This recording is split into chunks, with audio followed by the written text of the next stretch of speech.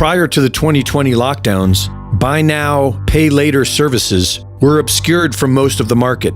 Affirm was founded in 2012 by PayPal co-founder Max Levchin, but was only used on high purchases by a small handful of merchants. After the 2020 lockdowns, as people's money became weaker, sudden partnerships with Apple Pay and Amazon, a Super Bowl ad, and an IPO brought Affirm and the entire buy now, pay later scheme to a public already slipping into debt. The first year saw an over 400% increase in people using buy now, pay later services to buy essentials, including groceries, gas, and paying their utilities. Starting in 2024, Affirm has been gradually rolling out its new requirement for biometric identification. Once again, this is the old-fashioned problem, reaction, solution scheme being deployed. Under the guises of safety and fraud prevention, the buy now, pay later industry will soon require biometric ID, and Visa is following close behind. Visa launched their payment passkey in 2024, which allows you to voluntarily make purchases with your phone's built-in biometrics. Visa aims to be biometric first by 2026. The international banking cartel has made it clear that this is where we are headed. It's the only way the crypto AI control grid can function.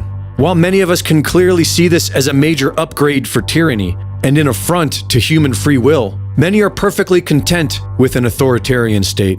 The 2020 lockdowns seemed to have reinforced this. Tyranny and authoritarianism doesn't always look like what we think it looks like. They can go the 1984 jackbooted thugs with the boot on the face sort of tyranny, or they can go the Aldous Huxley Brave New Worlds, drugging people with soma and making them love their servitude kind of a tyranny. And either one is bad, but at the very least, when you have the 1984 police state, Big Brother kind of police state, at the very least, people know that there is a tyrant and they know that the boot is on their face. I think there probably is a point at which you've invested your identity so much in a certain political propaganda line that it would be very difficult for you to come back from it, which is why I think the COVID conversation basically disappeared so quickly, because so many people probably understood intuitively they'd been had, but no one wants to talk about it. An FAA waiver issued last March made it legal for government agencies and local police to operate drones beyond a visual line of sight and over large crowds of people here in the US. And since then, California company Skydio is now deploying its quadcopter drones in just about every major US city. These drones have thermal imaging cameras. They are operated without a human user, and they have been deployed by Israel since October 2023 to track, trace, and murder tens of thousands of non-combatant Palestinians. The very same drones used by the US Department of War to surveil its enemies, the same drones used by Israel to ethnically cleanse what's left of Palestine, are now being launched every day in most major US cities to track and trace every individual. The new financial system is now ready to be born out of the ashes of the old, and all that will be required in order to buy and sell will be your consent to the biometric digital ID. Greg Reese reporting. Hello, everyone, and welcome to the Diamond Report Live. Glad you guys are here. This is your host, Doug Diamond, and yes, we are here yet again on 11/9/2025, 9:04 p.m. Central Time, and yes, we are doing the start an hour earlier thing. I think it's working out. People seem to like that a little bit better, and I think it works for my schedule as well. So hello and welcome. Glad you guys are here. And let's take a look at the news. Got lots to cover tonight as usual. And this is the main thing that I came across just in my poking around in the news earlier this afternoon and evening. It looks to me like the shutdown, the government shutdown, is about to end. So let's see if it actually does. This is an AP story here, so take it for what it's worth. Senate is poised to take the first steps to end 40-day shutdown. This was posted 7:30 Central Time, so just an hour and a half ago. Senate is voting on the first steps to end the 40-day government shutdown Sunday after a group of moderate Democrats, I don't think there is such a thing, do you, agreed to proceed without a guaranteed extension of health care subsidies, angering many in their caucus who want to continue the fight.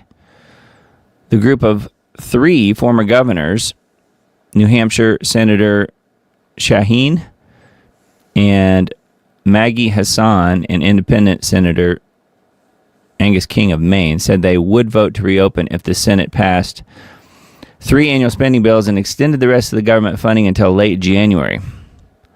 Senate Majority Leader Thune, a noted rhino, endorsed the deal Sunday night and called an immediate vote to begin the process of approving it. The time to act is now, he said.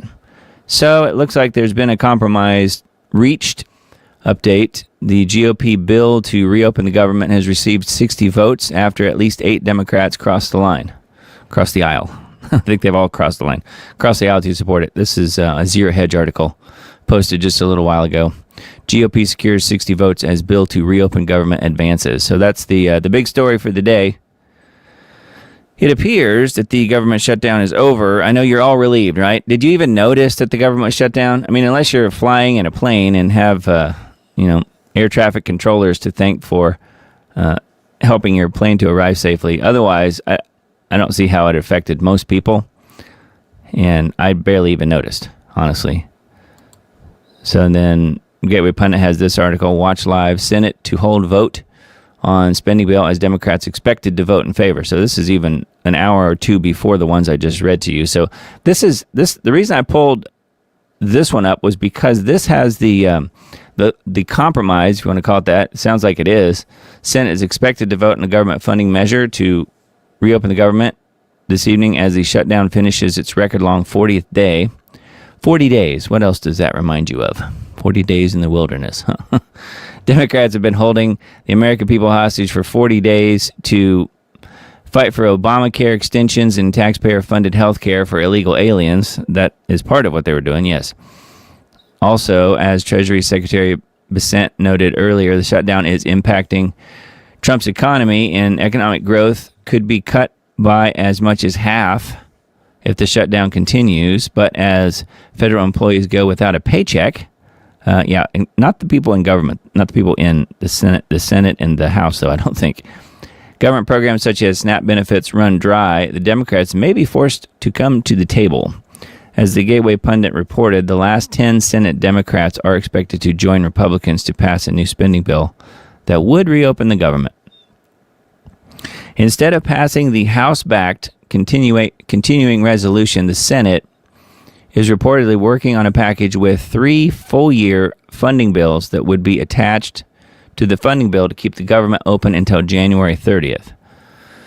The bill may include other concessions, including undoing federal layoffs and extending Affordable Care Act tax credits because Republicans were too weak to go along with Trump's demands that they terminate the filibuster and reopen the government with 51 votes instead of the 60 required now. So yes, they left the filibuster alone, apparently. Doing so would also empower the GOP to pass additional measures for the president's agenda, including election integrity, banning men from women's sports, ending taxpayer-funded benefits for illegal aliens, and more. So we'll see. Whether we make a deal or not, the Republicans must blow up the filibuster and approve hundreds of long-sought but never-gotten policy wins. As just a small example, voter ID, identification. Only a loser would not agree to doing this, Trump declared in a Truth Social post on Saturday. The vote requires 60 yeas to invoke cloture and move to a simple majority vote. According to Fox, the House may not return to session until midweek to vote on the new bill and officially reopen the government. The Senate is currently debating after Democrats held a conference meeting at 5 p.m. It says Vermont Senator Bernie Sanders told reporters on his way into the caucus meeting it would be a horrific mistake to cave into Trump right now, further describing it as a tragedy for this country. It's a tragedy that that man is in office. Anyway, it goes on here. There's more information, but yeah, it looks like they've come to an agreement. Not that surprising, but we'll see exactly what happens. Just thought you guys would like to know about all that craziness in the District of Criminals, as we like to call it. And then a couple stories here from Hal's website, HalTurnerRadioShow.com. Financial alarm ringing for more than 600 days. I think it's been going longer than that, don't you? There's a financial alarm that's been ringing off and on for 600 plus straight days. The last time it rang this long, the world entered the Great Depression. There's been a lot of Great Depression talk lately. There's been one guy in particular, I forget his name, but been making the rounds on a lot of the MSM various shows. Not that anyone watches it, but it is interesting that it's all kind of being talked about in terms of the Great Depression. And I think personally that it could be far worse in a different way. Anyway, it says at the time after that, 2008, banks collapsed, millions lost everything. And right now, as you're reading this, that same alarm has been screaming off and on this year, louder than ever before. But here's the crazy part. Nobody is listening. Well, we are in the end times, aren't we, Hal? I don't know that Hal agrees with that. And that's exactly what happened every single time before the crash. Let me show you something that will change how you see the economy forever. It's called yield curve inversion. So that sounds fun and exciting, doesn't it? Anyway, I won't bother reading through that, but you guys certainly can. It's on halturnerradioshow.com. And quite a bit of info here on what that is and how the financial alarm has been ringing for more than 600 days, as we already stated. So thought that was kind of interesting. He's brought that up on his radio show as well. U.S. heading into economic depression. 70 to 80% of Americans are going into ultra-low consumption mode. We are headed for a depression. Everyone is figuring out that most things we buy are optional and can, in fact, be made at home or skipped entirely. Let's start with restaurants.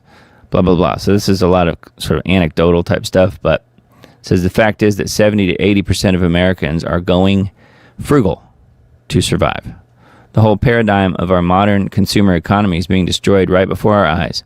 Impulse spending is out of style by necessity. We are heading back to the lowest rung of Maslow's hierarchy of needs: food, shelter, and clothing, energy, and transportation. We are heading for a depression. So, again, another good article, top story on Hal's website, halturnerradioshow.com. He's got a good weekly or daily radio show that he does every evening, Monday through Friday. It's a good show, and he doesn't pay me to promote it. I just think he does a really good job and thought I would pass that along if you guys have never heard of him. But he's a friend of Steve Quayle's, and that's how I heard about him, was through Steve's website years ago. And I've been listening to Hal for a long time. I think he's very accurate and does some really good work out there. So, yeah, definitely check that out. And then we've got a few articles from G. Edward Griffin's site that we usually look at as well, needtoknow.news. This has been the big story of probably the last, I'd say, 24, 48 hours.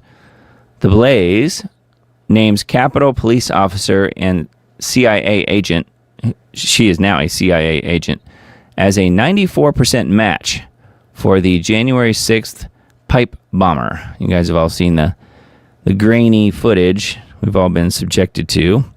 Well, the people have put in the research here, and it did not come through official sources. Once again, just like the whole Charlie Kirk thing is not going to either. It will have to be people investigating it on their own, and that's what happened here as well. A joint session of Congress convened at 1 p.m. to take up challenges to the certification of the Electoral College vote from the 2020 presidential election. Critics believe that the J6 rioters were provoked to prevent Republicans in Congress from objecting due to evidence of voter fraud. The FBI said an unknown subject placed pipe bombs under a park bench at the DNC in the Capitol Hill Club near the RNC building around 8 p.m. the night before the riot, which wasn't, of course, a riot at all, was it? The Blaze and former FBI investigator Kyle Seraphin allege that evidence in the pipe bomb case points to Shawnee Ray Kirchhoff, 31, who was a Capitol police officer for 4.5 years and left the department in mid-2021 for a security detail at the CIA. The pipe bombs were planted the night before the riot. The day of the riot at the Capitol, the Blaze reported that surveillance video shows Kirchhoff and other Capitol police officers repeatedly using lethal force on the January 6th crowd, using less lethal weapons. At least 16 members of the early crowd on the Capitol's West Plaza were shot above the waistline with kinetic impact projectiles fired from above fired from above on the Lower West Terrace. At the same time, the FBI under former director Chris Wray was not solving the pipe bomb mystery. It was carrying out the largest investigation in its history to hunt down the thousands of Americans who went to the Capitol after Trump's January 6th speech at the Ellipse. Kash Patel said that there were 274 FBI agents at the J6 riot for crowd control mission, quote unquote. Requests for the National Guard were denied 6 times in riots. Nancy Pelosi, who announced she will be retiring from Congress, she did say that just a few days ago, said, quote, I take responsibility, end quote, for not having the National Guard on the Capitol on January 6th in a documentary film made by her daughter. Yeah, I don't think that was supposed to be known about. I don't think anyone was supposed to be talking about that. But she did take full responsibility, believe it or not. Maybe she was having one of her drinking episodes. I don't know. Anyway, this is talking about how that all plays into the whole pipe bomb scenario and Kamala Harris and all of that. So anyway, the woman's identity has been released. 94% match according to what's being written here, at least in this article. 94% gait match. So how she walks, I guess, to Shawnee Kirchhoff. Looks far more damning when you realize the FBI traced the pipe bomber to the house right next door to hers within days of January 6th. So the real story here is not that it was her really even, or not that she even worked for the Capitol Police, now the CIA. The real story is they knew and they sat on it and they let it fester. So we'll see where it goes. I think this is a pretty big deal. And like so many things, will probably just get buried. But we'll see. We'll see where it goes.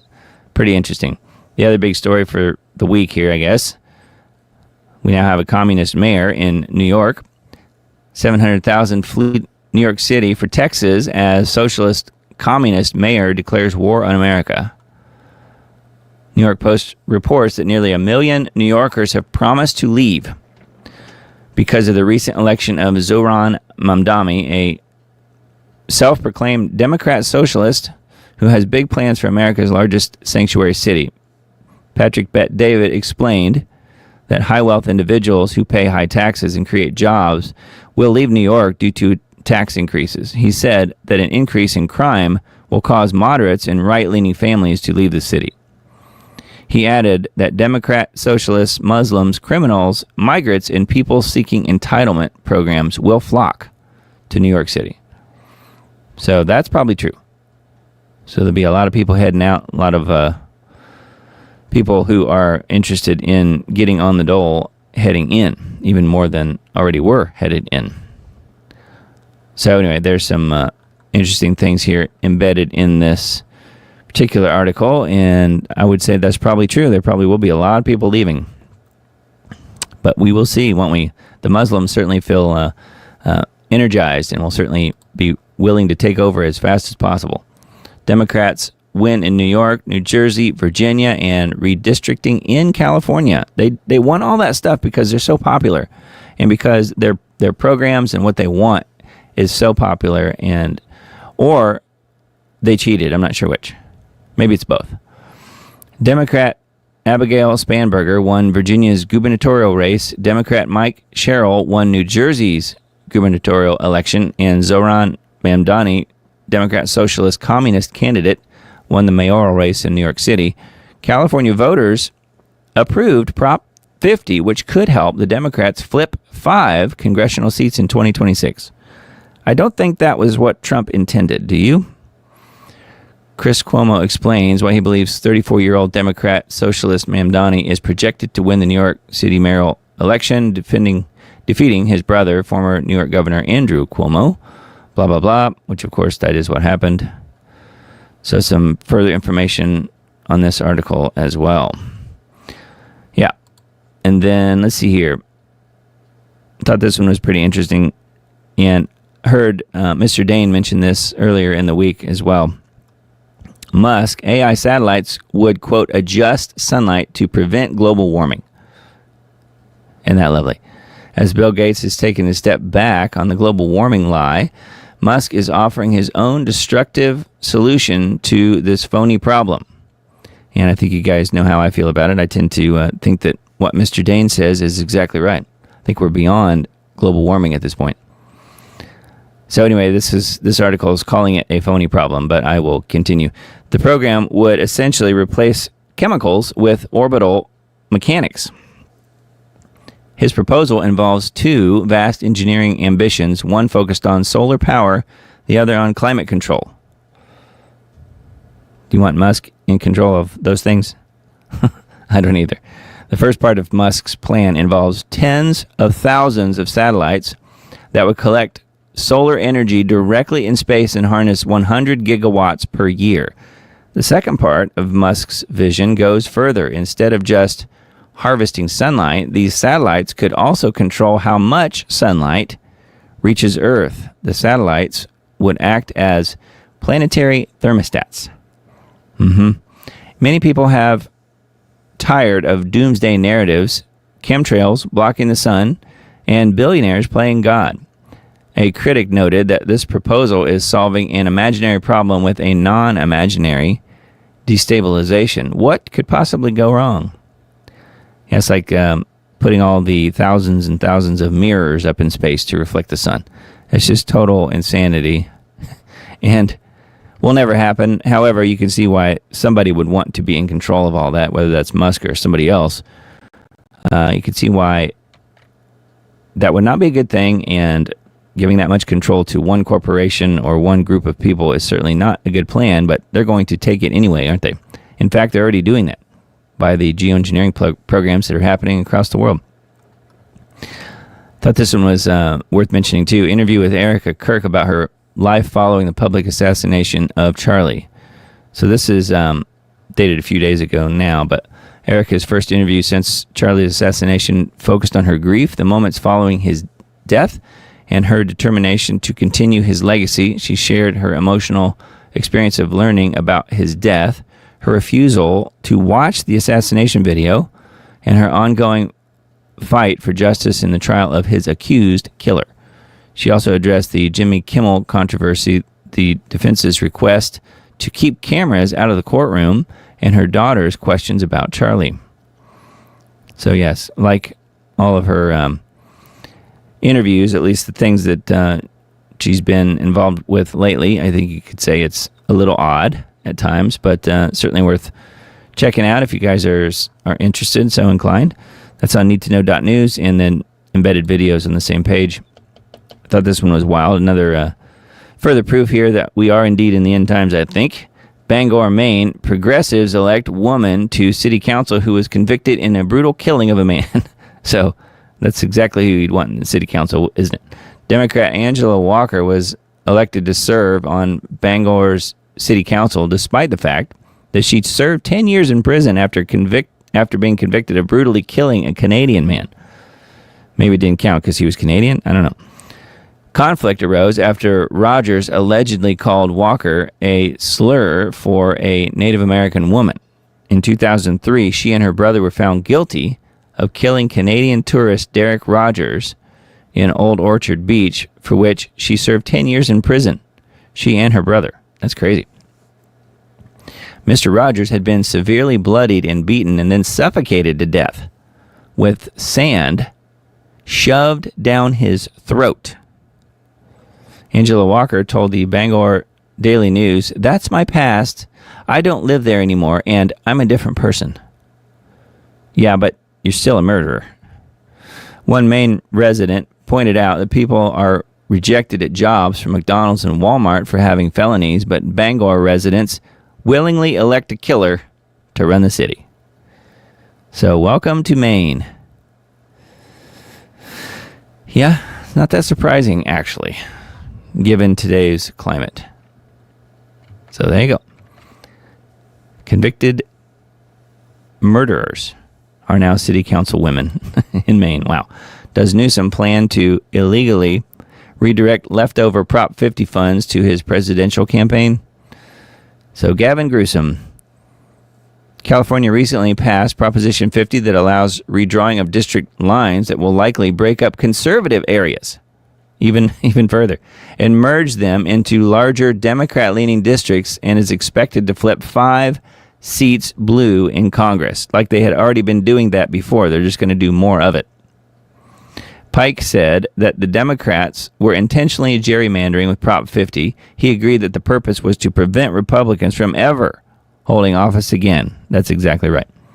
Ross Pike, the regional California Democrat Party official, was captured on undercover video discussing possible plans to redirect Prop 50 campaign funds toward a potential presidential run by Gavin Newsom in 2028. Pike said that even though Newsom has no open federal campaign committee at the moment, quote, that doesn't mean he can't open a committee later and transfer the money, end quote. So there you go. James O'Keefe said that funneling leftover money from Prop 50 into a Newsom presidential campaign violates California Law 89519 that says surplus campaign funds can only be used for very limited purposes. Yes, but it's Democrats we're talking about, isn't it? Things like donating to charity, returning the money to the donors. Oh, that's a good one. It's a good laugh for you. Or transferring funds to a similar committee. Undercover video sparks controversy as California Democrats face allegations of gerrymandering and fundraising maneuvering tied to Prop 50. So they're going to steal the money that's left over and give it to Newsom for his presidential run in 2028. Not so sure that we make it to 2028 in a presidential election. Are you folks? I'm not convinced. Anyway, you can see that's where they're headed with it, though. Okay, a couple of technocracy.news articles that I pulled up. Alex Karp, portrait of a technocrat and Palantir CEO, the guy with the wild Kramer from Seinfeld hair.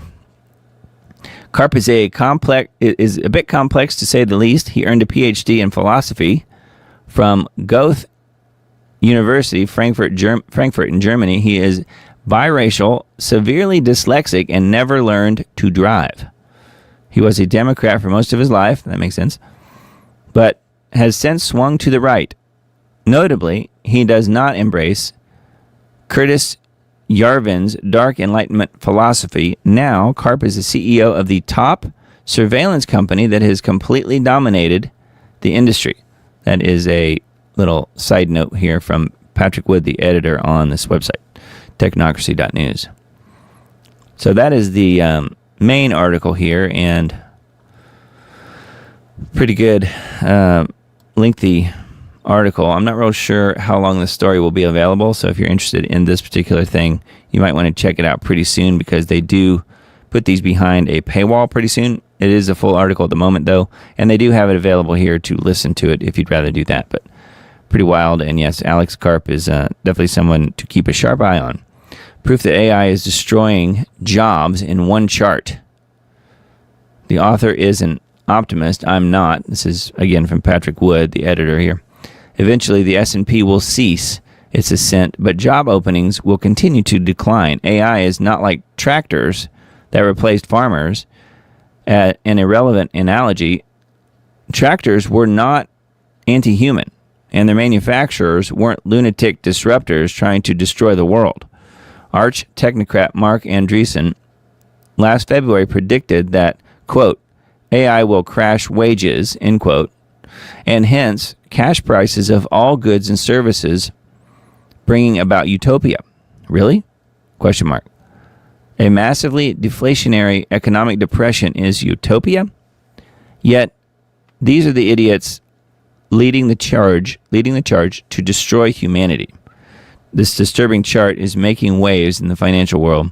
It's a long-term view of job openings in blue here versus the S&P 500 in black. The dotted line shows when ChatGPT launched in November of 2022. So here's the launch here. You can see the S&P 500 in black. Little dip there, and then right back up. And the blue line is showing long-term view of job openings. Digesting this chart gives me heartburn, they say here. As you can see, historically, job openings and the stock market have moved in parallel. When the economy was good, both metrics moved up. when it was bad, they fell. But in November 2022, the relationship snapped like a twig. That's when OpenAI released its groundbreaking ChatGPT app. Ever since, job openings have plummeted, while the S&P 500 soars to new heights. See how it's going the opposite way now? The blue is just dropping. And yet the S&P 500 continues to go up. AI has simultaneously caused a stock bubble and cratered job openings. AI stocks have levitated the market with their gains, while the same technology is ripping apart the job market. Entry-level positions are especially vulnerable to AI, but it's disrupting the entire white-collar job market. This is our new K-shaped economy. There it goes. So you can see the S&P going up and jobs down. Anyway, there's further information here and quite a bit more data. So have a look at that if you guys want. Technocracy.news. Okay, a couple of Revolver.news articles for tonight. Even the prosecutors opposed the gag order in the Charlie Kirk case. I thought that was pretty interesting and something I wasn't necessarily expecting. Prosecutors don't want to be the keepers of the witnesses. In a new motion filed Wednesday, the state is asking the court to revisit the gag order and points out that it's probably unconstitutional. The state of Utah is pointing out correctly that there are serious constitutional deficiencies with the gag order in Tyler Robinson's case. In this piece, I talk about, this is the person who posted this, I guess, Andrea Burkhart. I talk about the state's new motion to clarify the gag order and why this is such an important debate to have. Erica Kirk recently sat down for an interview with Fox News. The interview aired on Wednesday, and I have to wonder if the timing of the state's motion to clarify or modify the gag order issued in this case is a coincidence or not. In my earlier review of the gag order, we talked about some of the legal problems with it, particularly the ambiguity about who exactly it applies to.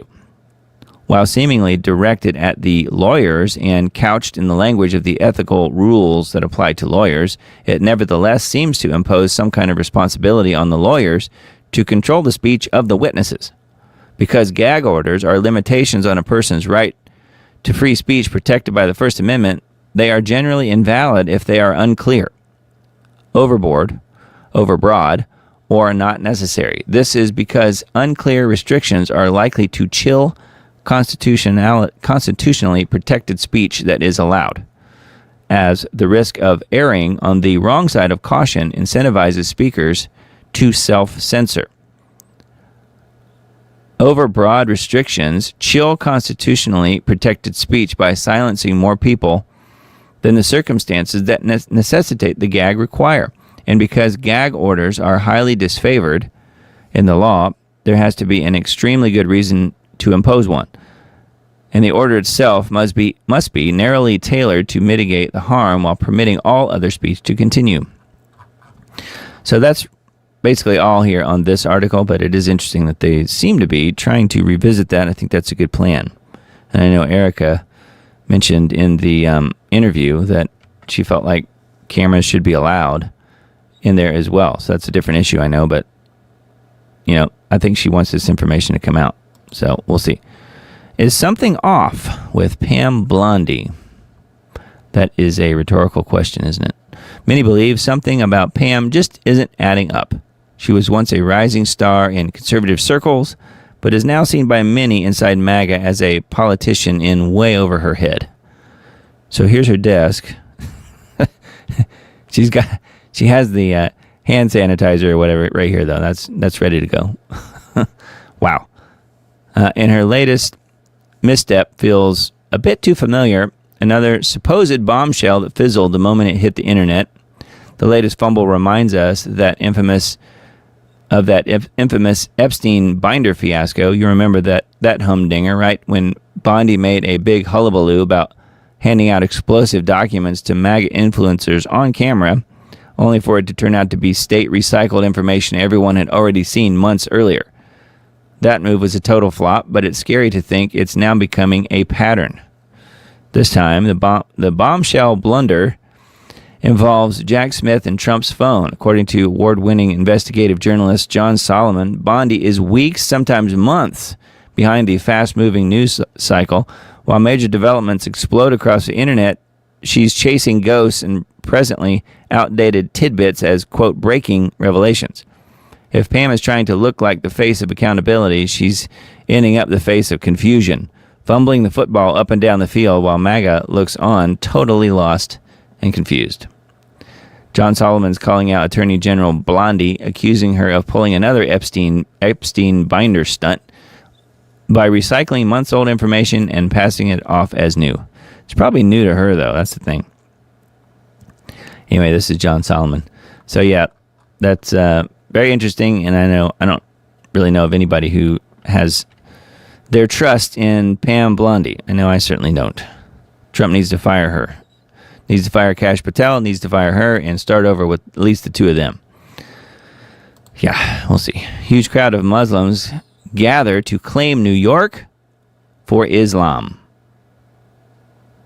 Didn't take long, did it? What's happening in New York right now has lots of Americans on edge, and rightfully so. A massive group of Muslims gathered and publicly claimed the city for Islam. People who watched it unfold aren't being bigots for feeling uneasy. They're watching their country's biggest city slip further from the culture that built it, just days after electing a Marxist mayor.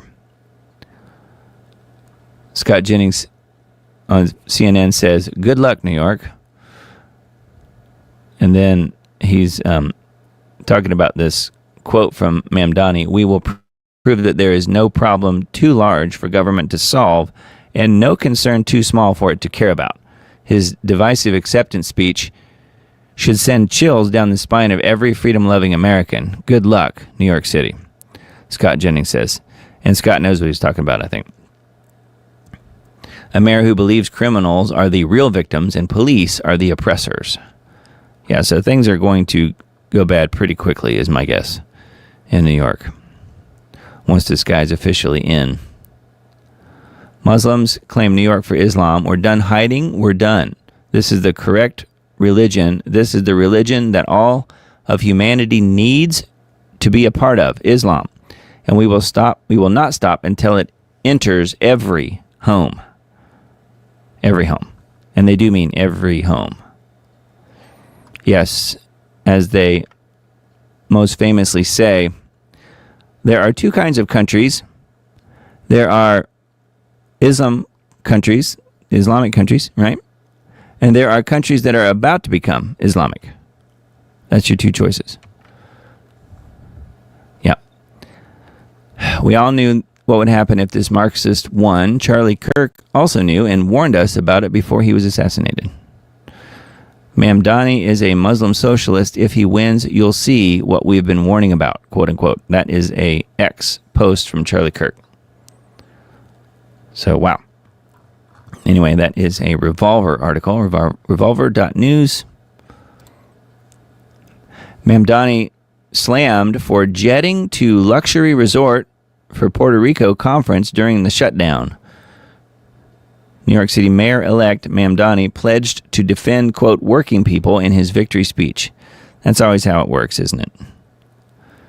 Empire State Republican is criticizing New York City Mayor-elect Mamdani for his attendance at a conference in Puerto Rico days after winning his race and during the longest government shutdown in U.S. history.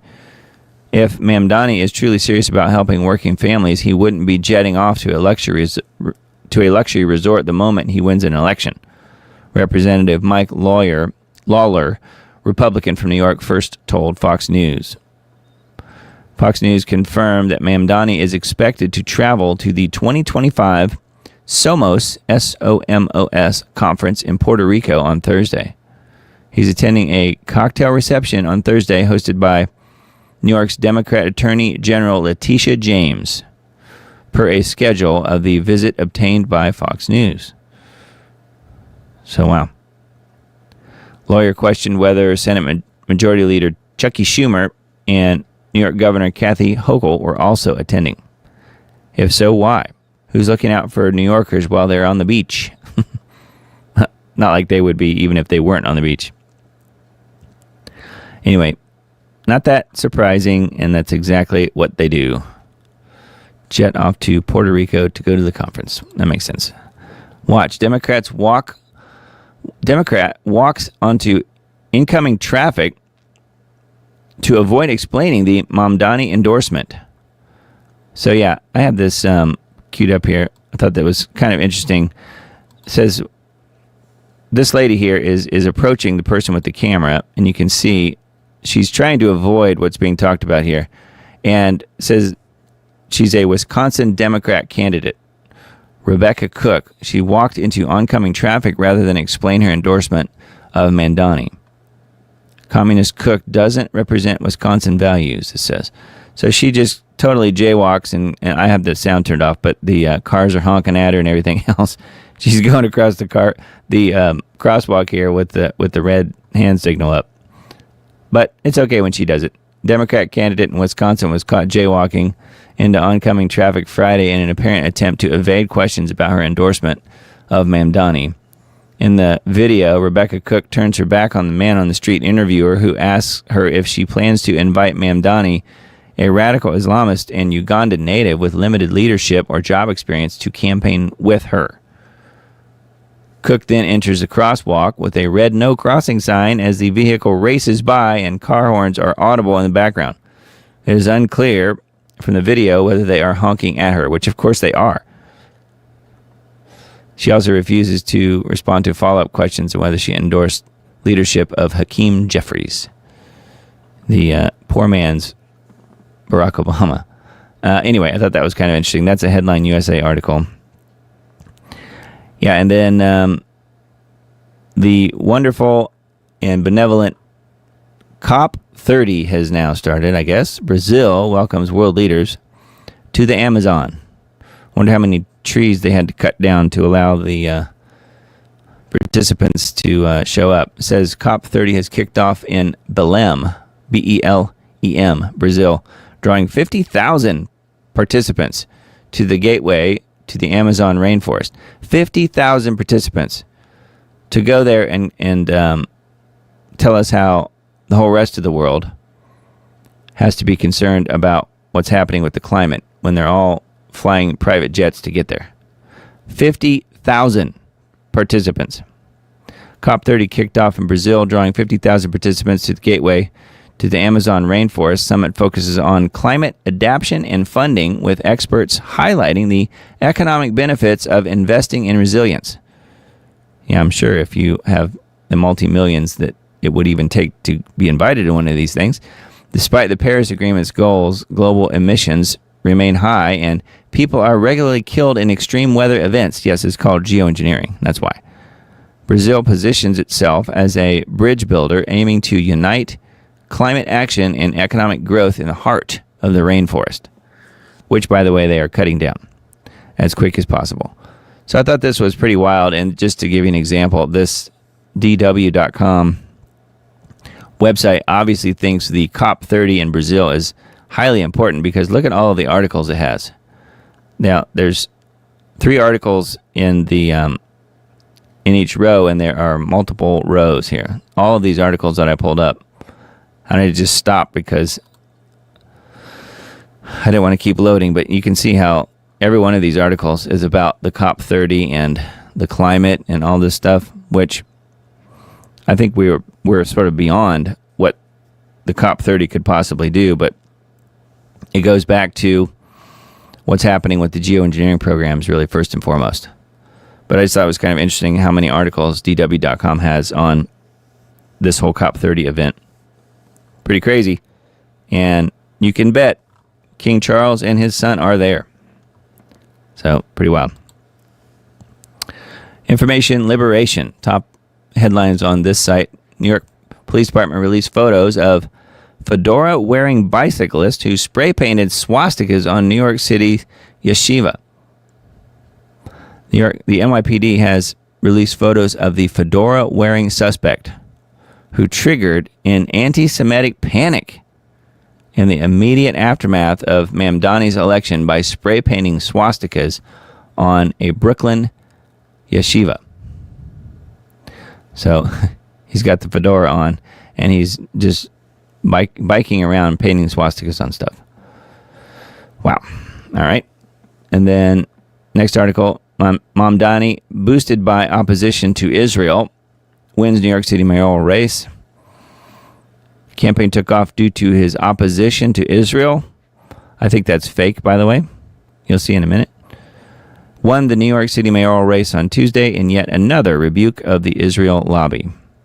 Yeah, one of the important turning points in the whole mayoral race is when they were all on stage together, all the different people that were running. And he was point blank asked where would be the first place he would travel to if he were elected. And he said he was going to stay put and not go anywhere, which, of course, we just now learned that he's actually jetting off to Puerto Rico to go to a conference there. But he said at the time he's staying in New York, and everybody else on the stage said their first trip would be to Israel. Everyone else literally said that. Well, that was kind of a turning point pretty early on in the whole mayoral race, I think. But don't be confused, because he doesn't hate Israel. We'll see that in a minute. Sheldon Adelson would tell the U.S. that elected officials, this is what has to be done. Israeli official reveals. Israel's Strategic Affairs Minister Ron Dermer revealed to the Republican Jewish Coalition over the weekend that pro-Israel GOP megadonor Sheldon Adelson would go to American elected officials and tell them, quote, this is what has to be done, end quote. Not too surprising. Yeah, and then these other articles we mentioned last week. So anyway, information liberation. And then if you didn't hear, Trump's call to resume nuclear tests. What is behind that? A closer look at the difference between explosions, experiments, and political theater. I think we mentioned this last week, a different aspect of it, but yes, this did come up in the last few days. Trump announced that the U.S. would resume nuclear testing. The statement caused quite a stir, prompting questions, clarifications, and a wave of interpretations. But Trump's declaration was likely meant to provoke exactly the kind of reaction from both his supporters and opponents. The sensible thing at first was to wait for details, and indeed they soon followed. In the U.S., nuclear testing falls under the jurisdiction of the Department of Energy. I think we mentioned that last week. The next day, Energy Secretary Chris Wright explained that preparing the Nevada site for a resumption of tests would take about 36 months. His tone suggested that to him, the idea of renewed nuclear explosions was little more than a PR gesture rather than a practical plan. In other words, the Department of Energy was not preparing for any actual tests. I find that to be probably, most likely, exactly right. Before going further, it's worth clarifying what, quote, nuclear testing really means and how easily the term can be misinterpreted. A full-scale nuclear test produces a genuine nuclear or thermonuclear reaction, releasing radiation, shock waves, and other destructive factors associated with the nuclear blast. That is, of course, unless you believe nukes aren't real, which there's a whole group of people that say that. The power of such explosions is measured in TNT equivalent from kilotons, thousands of tons, to megatons, millions of tons. For example, a 20 kiloton bomb has an explosive force equal to 20,000 tons of TNT. Traditionally, nuclear tests involve detonating warheads at designated locations. Underground detonations began in the early 60s as awareness grew of the dangers of atmospheric testing. That led to the 1963 treaty banning nuclear explosions in the atmosphere, in space, and underwater. Seismic stations could detect underground blasts from great distances, allowing U.S. analysts to assess the Soviet Union's tests and even infer the type and purpose of the weapons that were involved. So this goes on, talks a little bit more about some of the other details here. And it is interesting that they're saying that they don't believe nuclear testing is really going to even be a thing. So we'll see.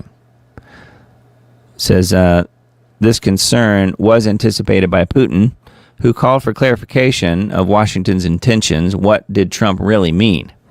And were there any practical plans behind his bold words, or was it simply another PR performance designed to command global attention? For now, he succeeded in doing just that. Whether the show is over or merely between acts remains to be seen. I tend to agree with that. I think that there is probably not necessarily anything to worry about as far as the testing goes, but maybe they will just cross their fingers and hit the old go button when they can, because they definitely want their war. I don't know if it's necessarily Trump, but people at the top certainly do. All right, so that's an RT article, and then a couple more from the same site. Thought this one was interesting. Hadn't really heard of this one before. Trump promises a $2,000 tariff dividend for every American. Those questioning his trade policies are fools, the U.S. president has stated. Trump has promised that every qualifying American, well, just having the word American would be a qualification, because all the illegals will want it as well. Every qualifying American will receive a $2,000 dividend funded by revenue from his tariff policy, the legality of which is currently under review by the U.S. Supreme Court. Yeah, and they'll probably come out and say that the tariffs are not constitutional. That's my thinking anyway. The president imposed sweeping levies on imports from the U.S. trade partners in several waves over the past year, claiming they were intended to address unfair trade imbalances. Yeah, he had the chart. He showed them, side by side. We're being charged this much, and we're going to charge that much, from country to country.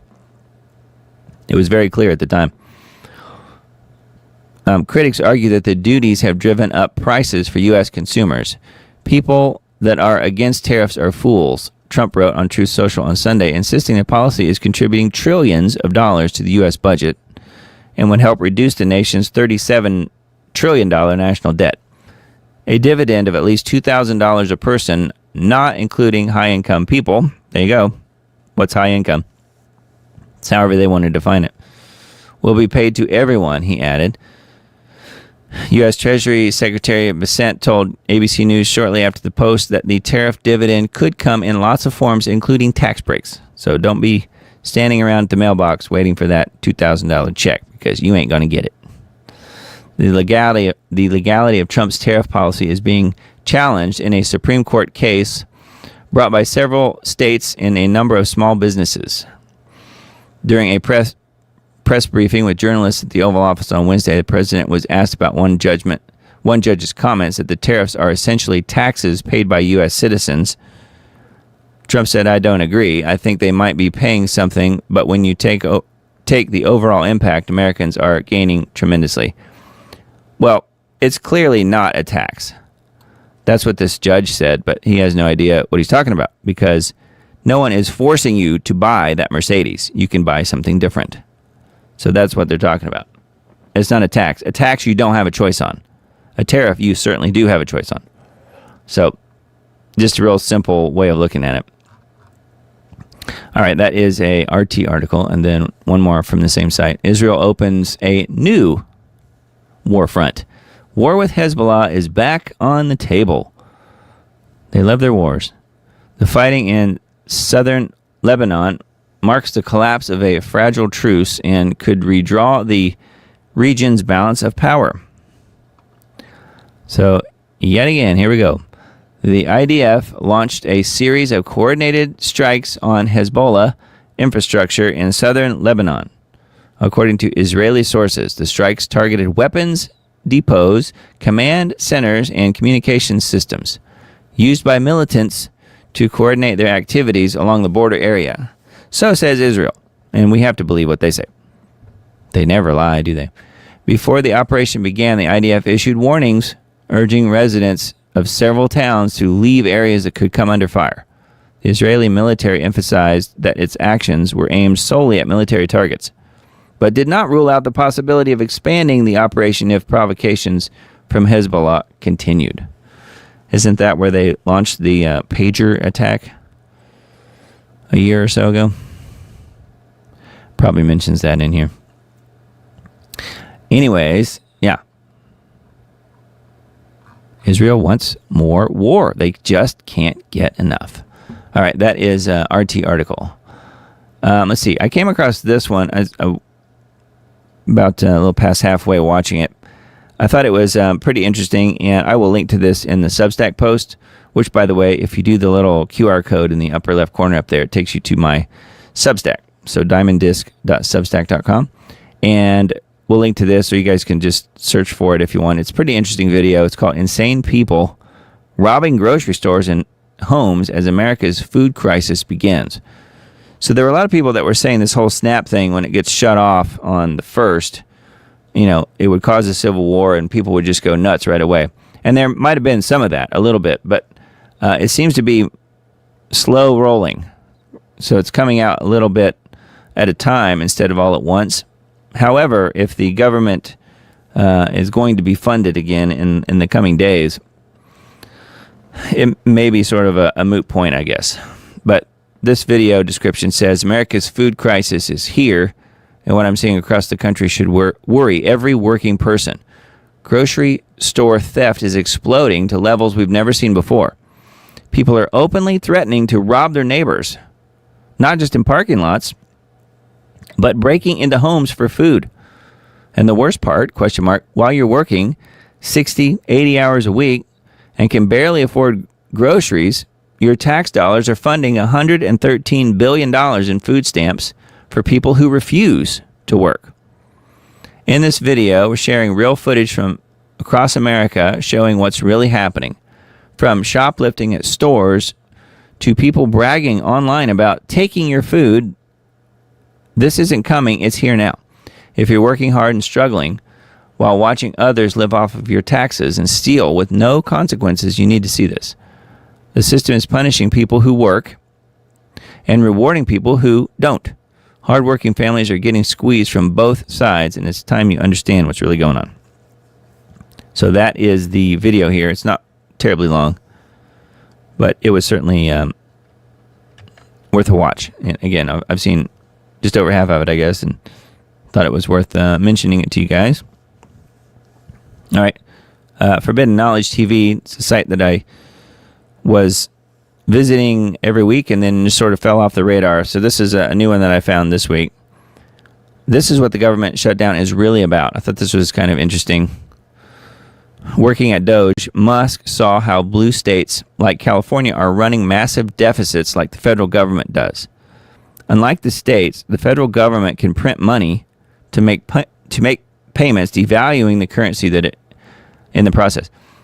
But states have found the next best thing to money: illegal migrants, who they sign up to various social programs and to whom they nominally provide with food, shelter, daycare, schooling, Medicaid, and sometimes debit cards with $10,000. All of this using U.S. taxpayer money from residents of other states via the federal government. Musk says that these blue states divert a large portion of those federally funded designated for illegal migrants back to themselves, and they use that money to cover their state budgets.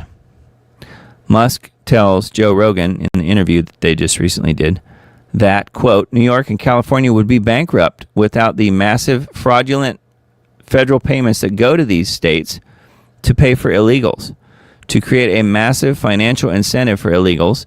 And the reason you have this standoff is because if the hundreds of billions of dollars to create a financial incentive to have this giant magnet to attract illegals from every part of the earth to these states, if that is turned off, the illegals will leave because they're no longer being paid to come to the U.S. and stay here. This is why Chuck Schumer and Chuck E. Cheese Obama, a.k.a. Hakeem Jeffries, and the Democrats have shut down the federal government, which, again, what we reported earlier, is saying that it will open up this week. Their states are bankrupt, and they need to launder federal funds through illegal migrants in order to balance their budgets. Presumably, this is what fuels the animus that the New York mayor-elect Mamdani directs towards Trump. He's a hired gun to protect the New York City racket that launders federal taxpayer money through social programs for illegal migrants, siphoning off a large portion of those funds to balance the city budget. So that could be. That's probably, at least in part, what's going on. Also, you have an entire voting block here of people who have been imported who will vote Democrat. They'll vote exactly like they're told. And guess what? You don't even need an ID to do so, right? At least not in California. So anyway, that's a Forbidden Knowledge TV.net article.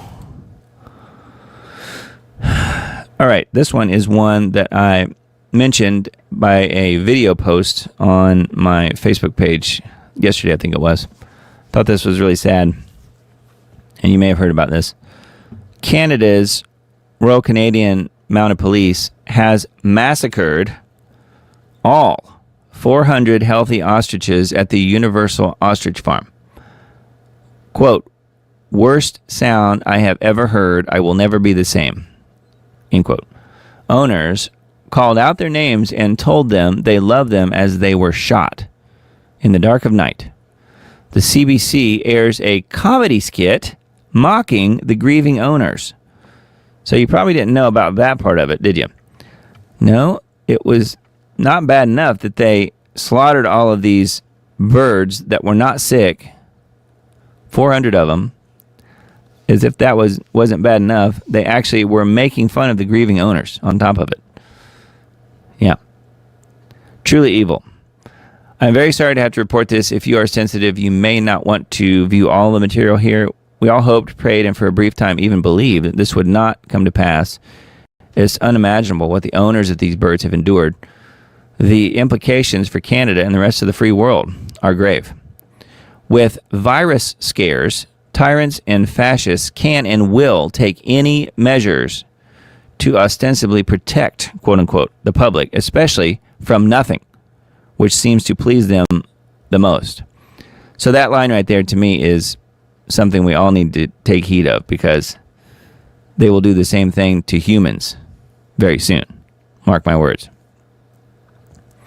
So this embedded tweet here, update, all ostriches were slaughtered last night under the cover of darkness by RCMP officers with rifles. How many shots did it take to kill each healthy ostrich? This was barbaric and inhumane. What happened here clearly demonstrates the level of tyrannical vindictiveness the liberal government are capable of. Karma is a bitch. And then he tagged several people like Mark Carney and so forth. So you can see the carnage left over here. The RCMP then terrorized a family during the slaughter. They hovered a drone over my stepdad and I with a high-powered spotlight in my parents' yard next to the ostriches, while the worst sound I have ever heard rang out all around me. Over 800 shots were fired. More as I type this, I will never be the same. Allison Turnbull is who tweeted that, or is who said that. And again, we have the links here. This is just an image, a still image, but the link is right below it, right here. On this one is on Chris Dacey on his Twitter account. The next one below is a Rebel News tweet, and it's linked here below the picture. Heartbreaking. Katie Pasitny calls out to her ostriches by name as the CFIA prepares to cull, I would say murder, her flock after the Supreme Court declined to hear the Universal Ostrich Farm's case. And then Universal Ostrich Farm co-owner Dave Belinsky reacts to seeing his ostriches following the slaughter. And then, and this is where it got even more insane, there's no doubt that our government already knew the fate of the ostriches a month ago and told CBC's 22 Minutes to put out a comedy sketch like this as to mock and make light of the dark moment in Canada. This primes the public to accept the decision. So that makes a lot of sense, doesn't it? So again, we have a embedded tweet, well, an image from a tweet, and then the clip is below it. So it's right here if you want to see the mocking. But I didn't queue any of these up. I figured if you guys are interested in that, you can certainly take a look. That is Celia Farber on Substack, The Truth Barrier. So I thought that was really sad, and I was afraid that that might very well be what happens with the ostriches, and it's something that I've been following off and on, I guess, for months. It's been going on for a long time. But yeah, they did decide to slaughter them all. So who's next? People? I don't know. We just don't know. All right, I thought this was interesting. We'll change direction here a little bit. As you guys know, Darth Cheney passed away this past week. Dick Cheney, one of the most powerful and polarizing vice presidents in U.S. history, dies at 84. So we're not celebrating here, but we are saying that, chances are pretty good that he is answering for some of his crimes, of which there's no question that there were a lot.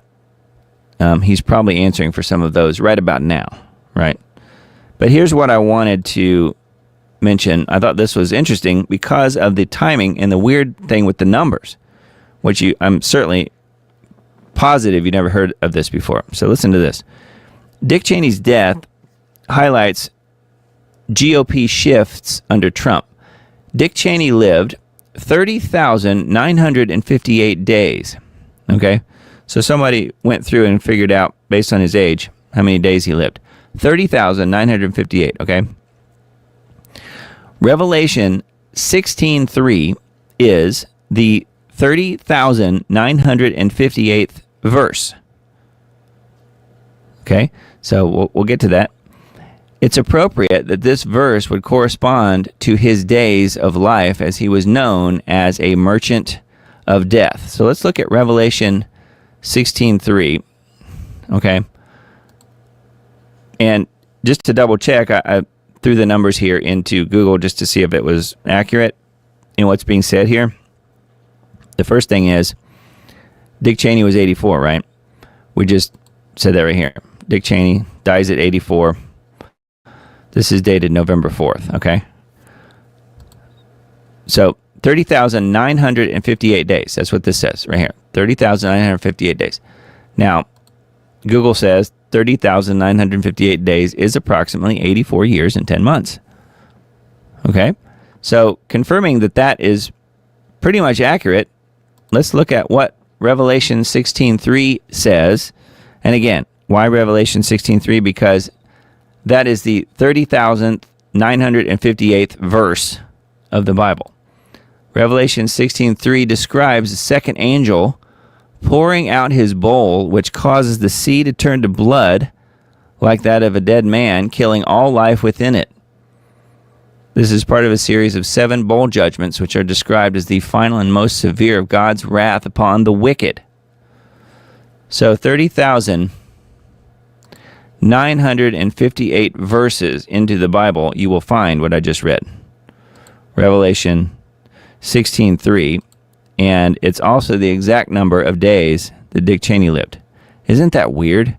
But it goes on, and there's even more. So Cheney dies. So keep following me along here. Cheney dies.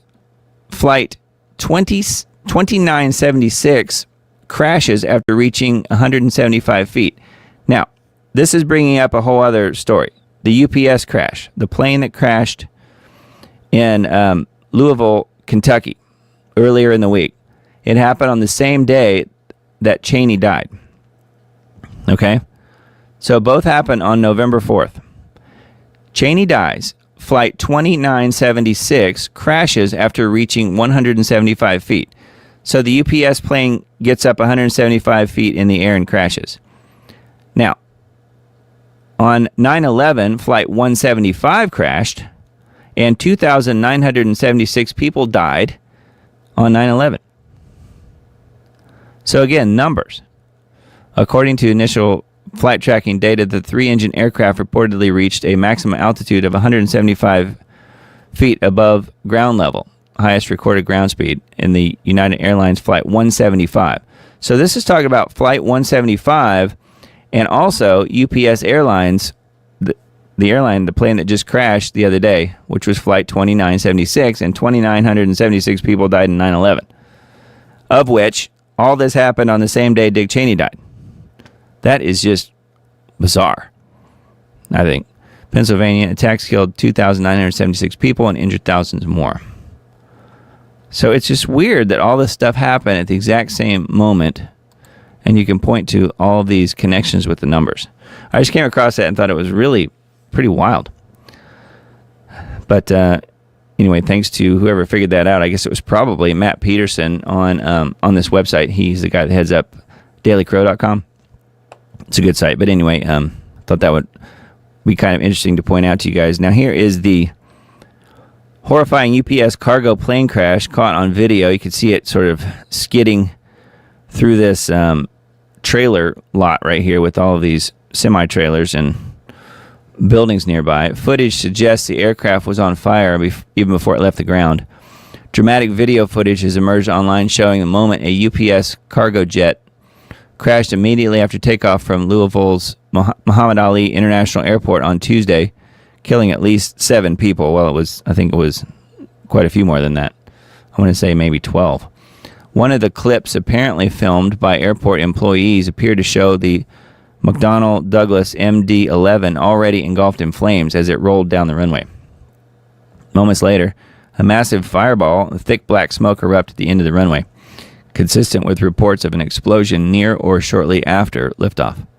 So you can see it skidding through here, caught on a dash cam from a semi, a guy that was just parked there, taking a break.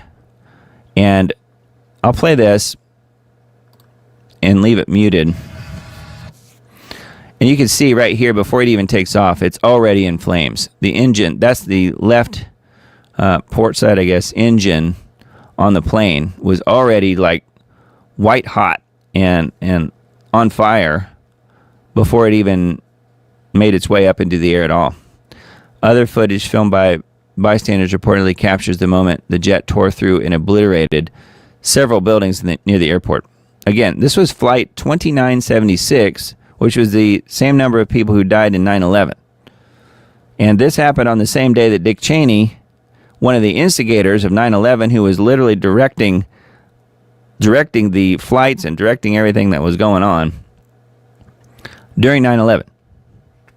So strange.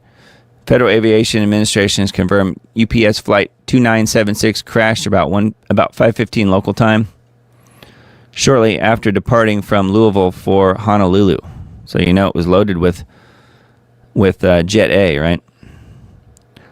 So very, very strange. I've driven by this area. I know where this is in my driving north and south between here and where I used to have family up in Indiana. So I'm familiar with this area, and that's really sad and super crazy that this even happened. But yeah, there were several really good videos of people that had, close proximity to it. Either they were right there on the ground in the parking lot where it went through, basically, or just down the road a little ways, and they saw it come crashing in. There's been several really interesting and good videos that people have put out. Here's one right here. This was, let me mute this. This was another one where we see the fireball, see? Large explosions after UPS Flight 2976 crashes near Louisville International Airport. So these people were just driving down the road and saw it happen. So anyway, I just thought I would mention that, and the whole thing with the numbers and Dick Cheney and the connections there were really weird. But anyway, let's see. Let's look at Wise Wolf Media. This is something I usually mention every week pretty much these days because their Substack's really good. Silicon Valley is building the cybernetic whore of Babylon, and no one seems to care. What happens to regular people when billionaires build false gods? So here's a scene from Metropolis, 1927 silent film masterpiece. If you guys have never seen Metropolis, I think you could probably find it on YouTube. Go watch it. It is amazing, especially considering how accurate it is, even for today's technology. Fritz Lang's 1927 film Metropolis wasn't just predicting the future, but documenting a spiritual pattern. The workers march into machine halls where they're fed directly into Moloch's mouth. the ancient demon god of child sacrifice, burning alive to keep the industrial beast running. The city's master, Joe Fredersen, sits in his tower and declares openly that he's honoring his, quote, father's work of building the Tower of Babel, explicit biblical rebellion as the foundation of his technological empire. There's no Rotwang, the inventor, performing occult rituals inside pentagrams to create the machine person, a robot that can perfectly mimic humans and becomes a false prophet leading masses to worship and destruction. You can see this few frames here from the film where it says Moloch right here. Again, 1927. That's crazy. So this is talking about that connection here to the rest of this article. Garden of Eden had better network security. And then server-based nuclear power Seoul prisons. So talking about the data centers and so forth. So I thought this was pretty wild and very interesting. Uploading yourself into the cloud won't make you immortal. Yeah. So we're talking about a lot of the stuff that we bring up on this program. But yeah, the demon's already in the summoning circle. So lots of interesting information here on Wise Wolf Media, at least on this particular post. So feel free to check that out, and we'll link to this in the Substack post that I send out on Tuesday. So, and this one came across the old, I guess it was Newswire a few days ago now, but I thought this was very interesting, and let's just say maybe some instant karma, perhaps. Man collapses during Oval Office event on drug prices. It happened right in front of President Trump. Yeah, here he is standing, looking at the poor guy. Man collapsed during an event where Trump announced a new initiative to offer subsidized prescriptions to weight loss drugs, which, of course, is really, really bad news. Ozempic in particular, but it is interesting that this guy, basically, he didn't pass out. I think he had a heart attack. So there seems to be some misunderstanding on who the guy is, though. So that was what I was wanting to address mostly. Live TV coverage of the event shows a man initially identified as Executive Gordon Findlay, a claim that was later disputed, slumping to the floor inside the Oval Office, with several men nearby helping to guide his body safely to the ground. Medicare and Medicaid Administrator Dr. Oz grabbed the man under the shoulders to help him to the ground. Trump stands up from behind his desk in the Oval Office but doesn't intervene. Health Secretary Robert Kennedy Jr. can be seen walking briskly away. Convened press were asked to leave the room by a White House staffer. So I do think it's interesting how it looks like RFK Jr. is leaving the scene of the crime. So figure this one out. I'm sure there's probably a reason. I'm not really pointing fingers and saying that there was something bad happening here. But you can see that when the guy drops, he's watching him closely, and then he just like takes off out the side door. He's like, I'm out of here. So what do you suppose that was about? There's probably some reason that he did what he did, but I've never heard what that is. So he saw the guy fall and then took off. Maybe he left so that he wouldn't grab the microphone and start talking about Big Pharma. I don't know. No, I'm just kind of putting in my 2 cents worth. I don't think that's what it was, really. I just think it was interesting that RFK Jr. took off like that. Yeah, so they're talking about drugs like Wegovy and Zepbound. And I know Ozempic was one of them as well. And Trump was in there asking people if they were on any of those weight loss drugs. And I thought that was really interesting. Of course, Ozempic is the one that is derived from Gila monster venom. I kid you not. Yeah, Emily says maybe he ran out to get help. That could be. Yeah, so Ozempic, look it up if you want, was derived from Gila monster venom. Yeah. And also the, was it the angler fish? The one the deep sea little fish that has the light bulb that sort of drops down over its head to attract its prey. Toxins from the anglerfish and Gila monster venom. Yeah, pretty much paralyzes your organs and somehow causes you to lose weight. To me, I don't think that's the best way to go about it. But to each their own, I suppose. Anyway, I thought that was pretty wild. And yeah, maybe he went out to go get help. I don't know. But he has, I'm sure, seen many people collapsing due to the CV VAXX. So perhaps it has something to do with that. We don't know. But the other part of the story was that it wasn't the person who was identified. So again, this article here is saying that the person was claimed to be Gordon Finley. Well, I came across this Substack, and interestingly enough, the guy that put this out, no relation, the guy's name, I kid you not, Dan Diamond. So I've come into contact with several other Diamonds this week. I don't know what's going on, but Dan Diamond is the person who wrote this Substack. A man collapsed in the Oval Office. The internet got the story wrong. A case study on how bad information can spread and how hard it is to correct it.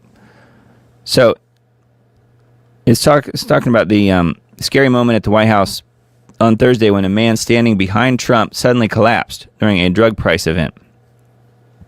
You may have seen the photos, you may have seen the video. It was one of those scenes that went viral very quickly.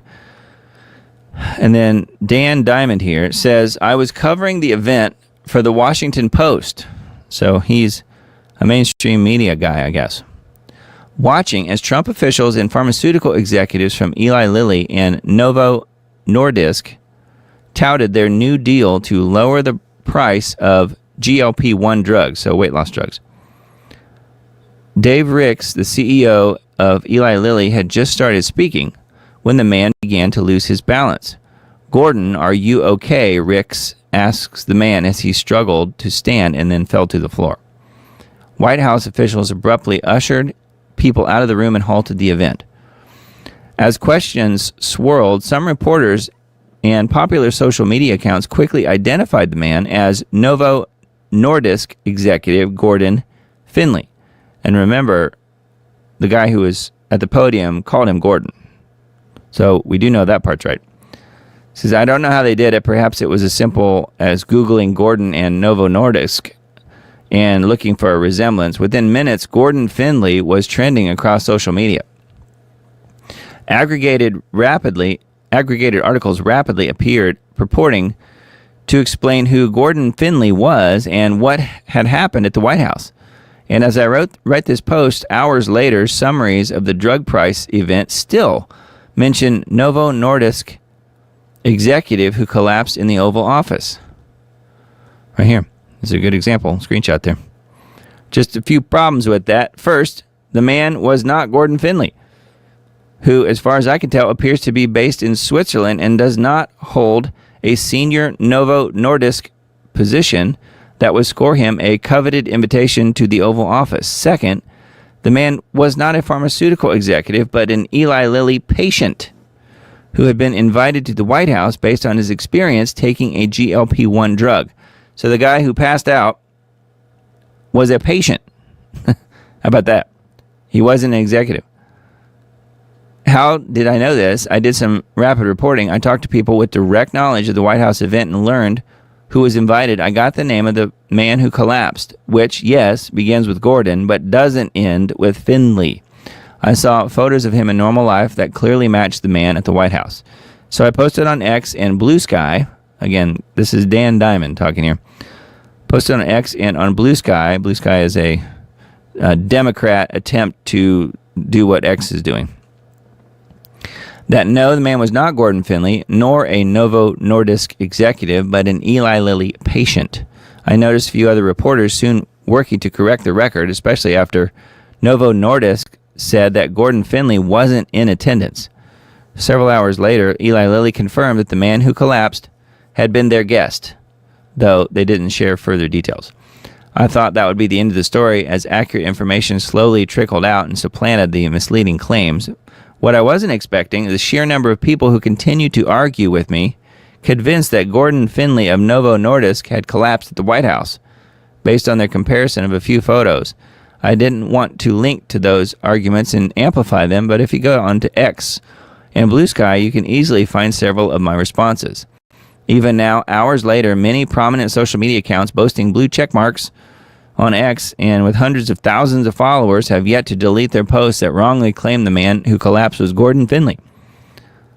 Grok, Elon Musk's AI tool, continues to falsely identify the man who, when asked to explain who collapsed at the White House. So you can see here how it just continues. And I'm still hearing from social media users who assert confidently that Gordon Findlay fell to the floor of the Oval Office on Thursday. Ultimately, the damage from this misidentification may be small. I'm sure the real Gordon Findlay had a very strange day. Meanwhile, the Gordon who collapsed in the Oval Office swiftly recovered, officials said. So if you wondered. Then he says, Dan Diamond here says, but to me, it's a telling reminder of the perils as social media, AI, and aggregation increasingly drive our news consumption.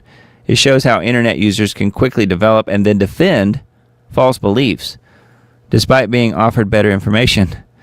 And the inability to correct something this small and specific doesn't bode well for the bigger news cycle missteps we will inevitably face. So I thought that was pretty good, and well done, Dan Diamond. And speaking of that name, very similar to my own, let me find it here. One of the captains, one of the pilots in the UPS plane that went down this last week was named Captain Dana Diamond. So, very strange. Having some weird deja vu type things. But I thought that I would point that out. We'll come back to this article here in a minute, but I just wanted to mention that because that's kind of an odd thing for myself personally. And then, let's see here, another Substack post. Mamdani versus Vance's fixed prize fight ushers in 2027 blue-red civil war. Imagine a fractured America in 2027 where the federal government squares off against defiant blue states in a prize fight that makes the infamous fixed fight between Raging Bull Jake LaMotta and Billy Fox look authentic. Just like in 1947, the mob wins when the odds are artificially stacked in its favor and every poor fool is naively betting on a fair fight until it's too late.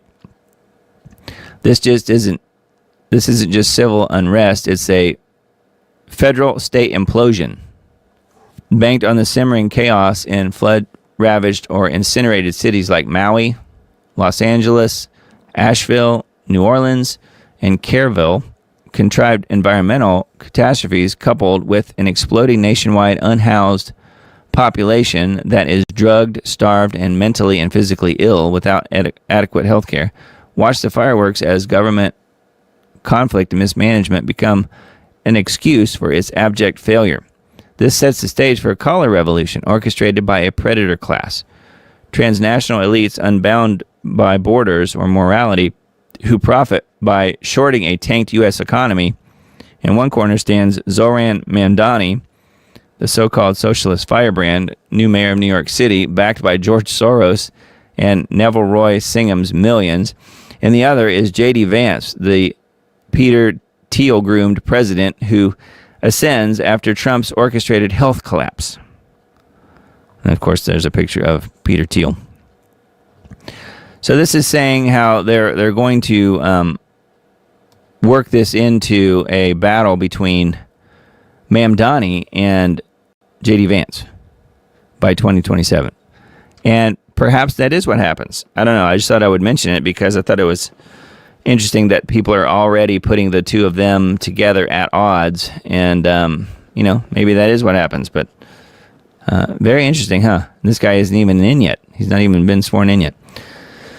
So that is a Substack called Uncontrolled Opposition.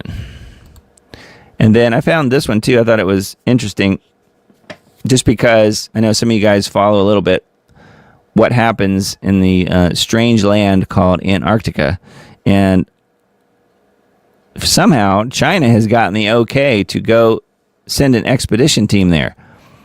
Chinese expedition team sets sail on 7-month journey to Antarctica China's 42nd Antarctic expedition team, 42nd, gathering aboard the country's 2 polar icebreakers, and then mentions them, the Zhulong 1 and 2, I guess, or Snow Dragon 1 and 2, set sail on a 7-month journey from Shanghai on Saturday. Consisting of over 500 members and researchers from more than 10 countries and regions, the team will conduct scientific investigations in the polar region, aiming to enhance the understanding, protection, and utilization of Antarctica.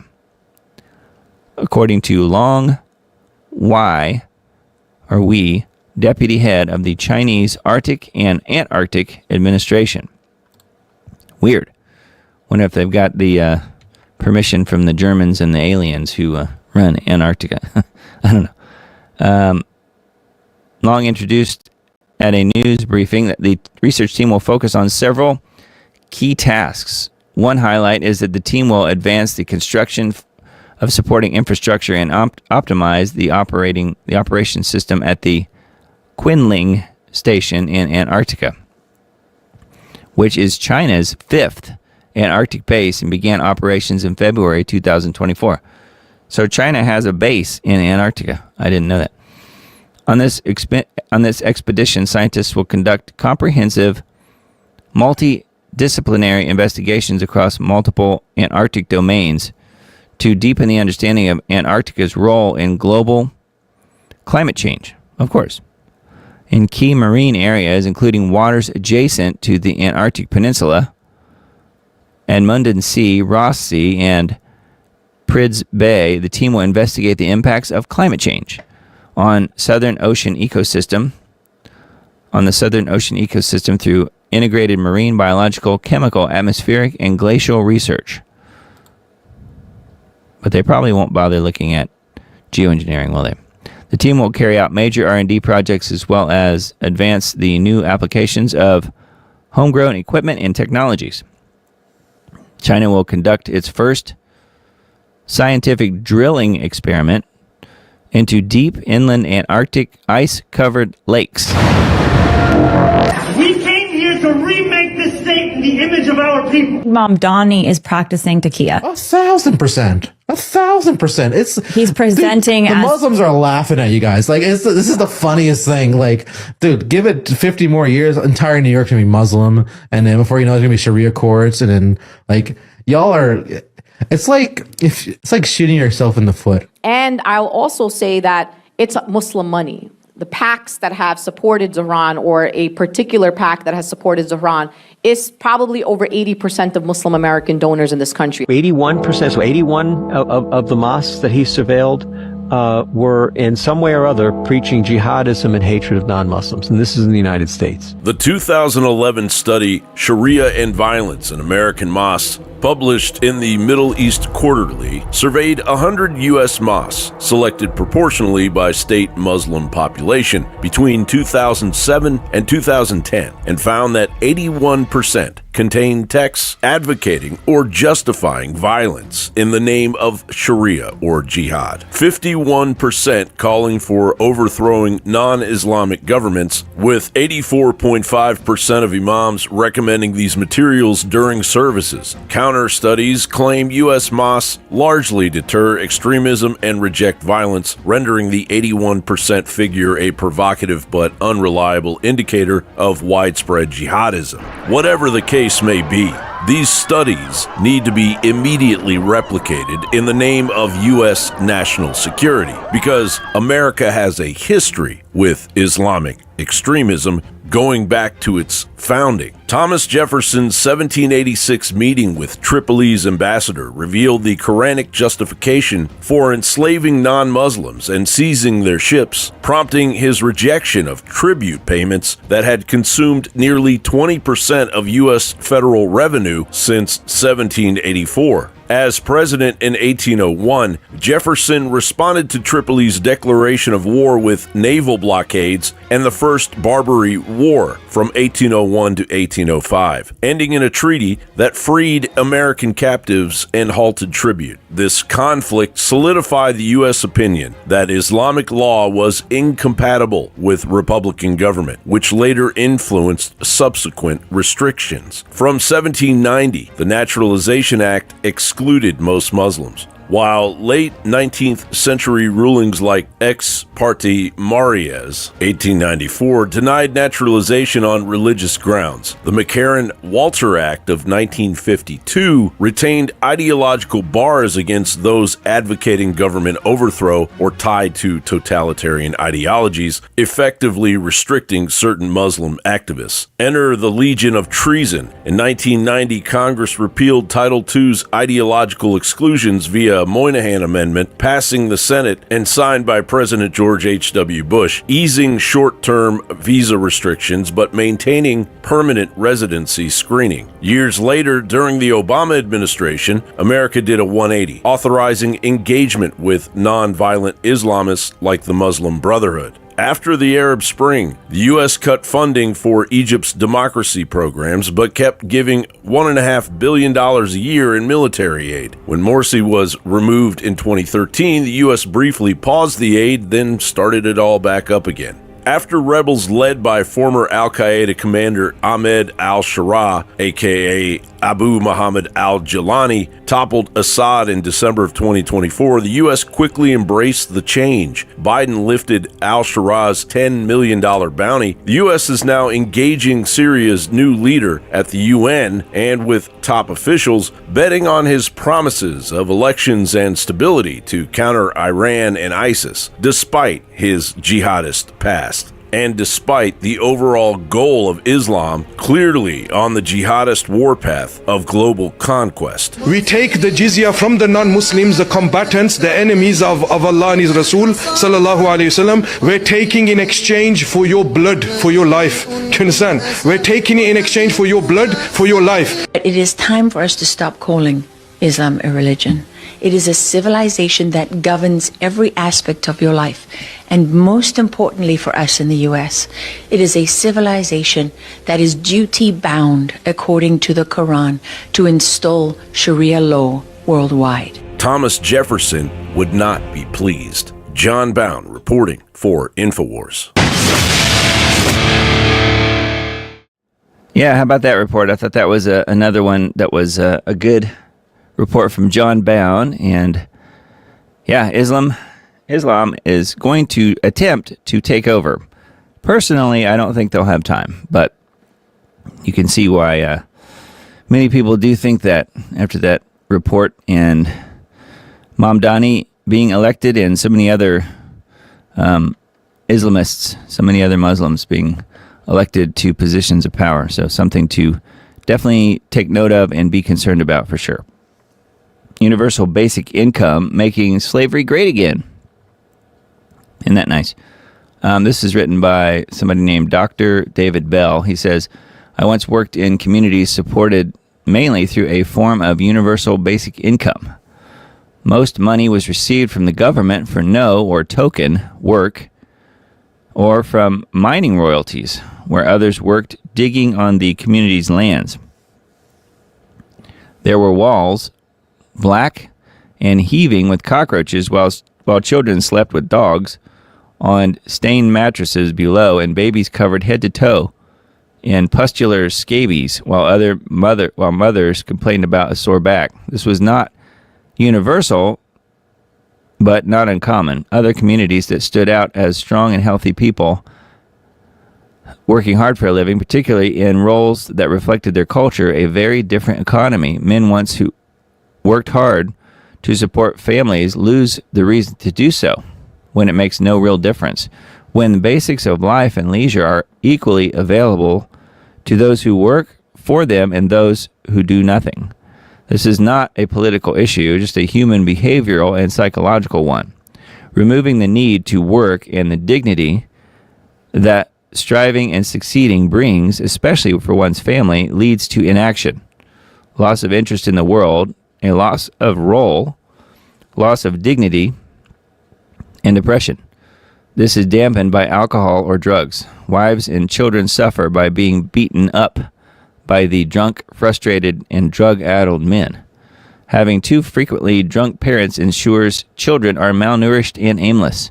This is not theoretical. It's seen all over the world where people of one culture are overrun by those of another and confined to subservience, economic and societal irrelevance, and handouts. Some people and communities break out of it, usually by finding ways to grow their local economy and achieve some form of self-governance and self-reliance. Breaking out is not common and requires an opportunity, the possibility to do so. Our brave new technocratic world. So this is going on here, talking about how they're going to attempt to use a universal basic income to replace people, to replace people's incomes when they lose it for whatever reason. Job being phased out due to AI or whatever. So anyway, you can see how that's going to be a very, very bad step if we go down that road, and obviously people are trying to make that happen. You know, I've heard Elon Musk even talk about it, so I think it's a bad idea. But yeah, you can see how it gives people no reason to continue, you know, achieving things and doing things that make the world a better place, and indeed making slavery great again is what a UBI would definitely do. So I just thought I would point that out. That's a dailyskeptic.org article. And then this one from Slay News. UK police warn pastor that he may be investigated for hate speech over a Bible verse on his camper. So he's got John 3:16 emblazoned on the back of his camper here. A church leader in the UK say that police warned him he may face a criminal investigation because a Bible verse displayed on the back of his camper van could be treated as, quote, hate speech. Yeah, I guess the devil would hate it, wouldn't he? This story is yet another chilling example of how far Britain's crackdown on religious expression has gone. Pastor Mick Fleming, 59, who runs an independent church and anti-poverty charity in Brunley, said he was approached by a police officer at a gas station on October 27. The officer warned Fleming that the scripture on his vehicle might be considered hateful in the wrong context. The verse was John 3:16, one of the most widely known and quoted passages in the Christian faith. For God so loved the world that he gave his only Son, that everyone who believes in him may not perish, but may have eternal life. According to Fleming, the officer tapped him on the shoulder and quietly issued the warning. He was a really nice guy, wasn't nasty or anything, and he said, a bit of advice, the writing could be seen as hate speech in the wrong context. I'm just giving you a heads up, Fleming said. The officer allegedly cautioned him that if anyone complained, police would, quote, investigate, and he could end up in trouble. Fleming said the exchange left him stunned. I don't know how he would be, personally. I just thought, wow, I just wondered what people thought. Where have we moved to as a country where a bit of Christian scripture on the back of a van can be seen as hateful or spiteful? Well, that's exactly why, because it's Christian scripture. And again, the devil hates that. I'm just adding my 2 cents here. Maybe society is moving to a place where they don't want faith-based people sat around a table in discussion with them. If, for me, it's an integral message of how real change is possible. Fleming, who now lives in the van after giving up his belongings, posted a video describing the encounter and asked viewers for their thoughts. He says he refuses to remove the verse. I'm not going to change it, he said, insisting that the scripture is not spiteful or hateful. Online commenters overwhelmingly defended him. One wrote, there's nothing wrong with the sign. It's all positive, so I don't get why that's a problem. It's not offensive in the slightest. Yes, well, again, it is if you are a demon. Trump has come out, and Trump tends to do what he says he's going to do. He's very serious about things. The United States cannot stand by while such atrocities are happening in Nigeria and numerous other countries. It's not only Nigeria, it's all over. We stand ready, willing, and able to save our great Christian population around the world. This is not going to happen. The killing of Christians is not going to happen. And that's the religion of peace. The entire purpose of Islam, according to all Islamic doctrine, is to ensure that there is an Islamic state throughout the entire world called a caliphate, and under that, Sharia or Islamic law is the law of the land. That's it. Islam breaks the entire world into two parts. The Dar al-Islam, where Sharia is the law of the land, and the Dar al-Harb, the house or abode of war, where there is not Sharia as the law of the land. The function of Islam is to eliminate the Dar al-Harb until the entire world is a Dar al-Islam. And the vehicle to do that is called what? Jihad, which in 100% of all published Islamic law is only defined as warfare against non-Muslims. It is the government's fault, isn't it? They took away stop and search because of woke. They actually stopped policing the dealing and possession of psychosis-inducing drugs within certain communities because of woke. They leave our borders wide open, enabling foreign cartels to run organised crime leading to violence on our streets, from snatchings to muggings to stabbings, because of woke. They've imported in tens of thousands of misogynistic men who want to assault, abuse, leer at, harass, even rape our women and girls, because of woke. The government says it's not terrorism, because Islamic terrorism does not exist, and you will be arrested if you say it. Arresting you on suspicion of improper use of the electronic communications network. What? Over 12,000 people per year are arrested in the UK because of their social media posts. That's over 1,000 people per month detained and questioned because they're believed to have caused distress, offence, annoyance, or anxiety, not even necessarily to a specific victim, but it can be to society at large. This is under Section 127 of the Communications Act and Section 1 of the Malicious Communications Act. Listen, you have to resign, Keir Starmer, and there needs to be a general election in the UK. You are not protecting the British people. How many people have to die? How many innocent Britons have to die before you'll get your shit together? So Keir Starmer has said it's deeply concerning what happened in Huntingdon, Cambridgeshire on the train tonight, where 9 people are fighting for their life. Deeply concerning, is it? Not disgusting, not outrageous, not this shouldn't be happening. And the problem that you've got is when you're a psychopath, for whatever reason, you as an innocent person don't have to do anything to wind them up and find yourself stabbed in the head. Normally, if you get into a fight, some kind of altercation, what it means is you've had some kind of row. So you're prepared for some kind of row, or road rage row, where that person might jump out the car for a fight, but you know what's coming. But if you're just a psychopath, you don't have to wind them up. They're already wound up. Of course, your Home Secretary, this lady Mahmoud, doesn't want you to comment and speculate on the matter. Well, excuse me, it kind of looks like the real racists in the UK are Muslim people who hate white Christians, who want to stab them in these kinds of horrific attacks. You don't see white people doing this. As the Quran says, God does not burden any soul with more than it can bear. We hope that you have a blessed and fulfilling Ramadan. Peace be upon you all. As we've taken over the country, officially England's over. Allahu Akbar. A man has just been charged with murdering a woman who is let out of jail early by Keir Starmer under his early release scheme. He's let out 38,000 criminals and he's planning to let out 10,000 more. When he started this, he was warned by MI5, by the National Crime Agency, by the heads of our police forces that he was going to endanger the public. But he did it anyway. Keir Starmer has unleashed a crime wave on our streets, and people are already feeling the terrible consequences. You're supposed to let them stab you. This is all done on purpose. Yep, it's all being done on purpose. That's exactly right.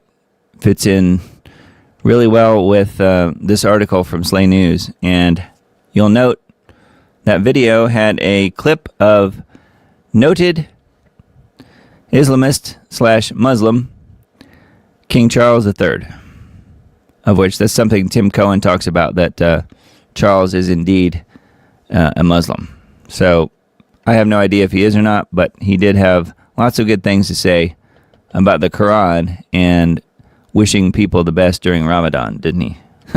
So anyway, I just wanted to mention that and show that video. I know both videos tonight had to do with Islam, but it is pretty key, especially this week, having Mandani being elected in New York City. So I just wanted to bring your attention to those things, and we will continue on. I had to give my voice a little bit of a break. I'm not used to talking for 2 hours straight, so that's what's going on there. So my apologies. All right, so WNG.org. This is maybe, hopefully, going to be old news soon, but in case you're flying or know people that are flying regularly, FAA flight cuts hit airports, causing travel headaches. Hopefully this won't last for too much longer, if indeed the government has been reopened, as we reported at the beginning of the show tonight, where it looked like they did come to an agreement and it will open up possibly midweek. So we will see. The FAA on Friday began phasing in domestic flight cuts from 40 major airports due to the ongoing government shutdown. The cuts could reduce delays and cancellations for the remaining flights by easing pressures on overworked staff. But at least 8 large airports on Friday reported significant delays, mostly due to staff shortages, according to the FAA website. Flights at Ronald Reagan Washington National Airport were delayed by an average of 4 hours. Wow. Rep. MTG on Friday afternoon said she received reports that delays were worsening at that airport, with flights landing limited to 12 per hour. Wow. Friday, 4% flight cuts would increase to 10% of all flights from the 40 major airports by next weekend if the shutdown continued. So we will see. Why were international flights not part of the cuts? The United States didn't want to harm agreements with international transportation partners. Some countries would retaliate by cutting American flights for the long term if the U.S. had cut theirs. So that makes sense. So it apparently didn't really affect international flights much, but domestic flights for sure. So just something to keep in mind if you happen to be traveling or have loved ones who travel a lot. And we have that a lot in this family as far as people traveling. So just something to keep in mind. And people in my family know very much what's happening and are making plans accordingly. So instead of going 2 hours to the airport, 2 hours earlier to the airport like normal, with a regular flight, you might want to build in an extra couple hours or more. So one other article here on this same site, WNG.org. UPS identifies crew killed in Louisville plane crash. One of the few pictures that I've seen from the ground in the aftermath. Now, I don't know what we're looking at here exactly. Possibly parts to one of the buildings that got torched by the plane catching fire. In a post on social media Saturday, Mayor Craig Greenberg of Louisville said the death toll in Tuesday's UPS airplane crash had risen to 14 after a victim died in the hospital on Friday. Based on the number of missing persons reported, Greenberg said officials did not expect the number of dead to increase any further. So that's good. But still, 14, wow. He added that officials would release the names of victims after the Jefferson County coroner finished confirming their identities. So I think it was 3 people in the plane, so the other 11 were on the ground. UPS released the names of the 3 employees who died in the airplane crash on Tuesday. Captain Richard Wartenberg, First Officer Lee Truitt, and International Relief Officer Captain Dana Diamond were killed when their UPS cargo plane went down shortly after takeoff. And no relation, by the way. But yeah, aircraft crashed into a petroleum recycling plant and an auto parts business, starting a blaze with a half-mile radius. The death toll on Thursday rose to 13 people, including the crew. And then now one other person has died in the hospital. So, wow. Really, really sad. And any further information comes out, I will certainly let you guys know. And then this is the official, gee, we're sorry it happened thing from UPS.com. Says, out of an abundance of caution in the interest of safety, we have made the decision to temporarily ground our MD-11 fleet. MD-11s are approximately 9% of the UPS Airlines fleet. The grounding is effective immediately. So what I don't know is if these are Boeing. I'm assuming they're probably Boeing planes. So I wonder if the issue is something with that one plane or something, bigger. I don't know. But it is interesting for sure, and hopefully we'll hear more about that soon. But they're going to have to do their investigation. So that is the official statement on UPS.com. All right. Leo Hohmann's website and Substack. The website, most recent article is just kind of a boil down here. Christian traditions being pinched between a hostile growing Islamic population and hostile leftist secularism. If you want to see the future of America, just look at Germany. The situation in Germany this Christmas should be a wake-up call to every American city that has a growing Muslim population, along with the Democrats in control of its governing apparatus. And I will say that the town that I live in definitely has that. Nashville is a blue city. It officially is a blue county, although we're only barely in it. But yeah, it has a growing Muslim population, for sure. Although I don't really see it a whole lot where we are, but it is definitely there. If you drive around and look, you definitely notice. Leo's Substack, this is the one article I pulled up from this posting, recent one from just a couple days ago. Trump expands government's use of facial recognition while erasing oversight policy. Department of Homeland Security contracts with controversial tech firm banned from selling its software to law enforcement in Illinois, scooping up personal data on non-citizens and citizens alike. How about that? Says, I've been warning since the day one of the current Trump administration that this is a regime that is totally sold out to big tech and the surveillance state. Yeah, I completely agree with that. On his first full day in office, January 21st, Trump showed us his first priority was to the expansion of the AI-powered surveillance infrastructure when he invited three of the most data-hungry tech bros to the White House to announce Operation Stargate, to raise $500 billion to blanket the United States with AI data centers. Yeah, and I'm sure he thinks that it means jobs in the short term, but ultimately it will be killing a lot of jobs because it's AI we're talking about here. Then a couple of months later, he signed the Genius Act, another technocratic game changer that lays the groundwork for a digital programmable currency. Genius Act. Now, Trump is making it easier for Homeland Security to scan your likeness and store your personal data for up to 15 years.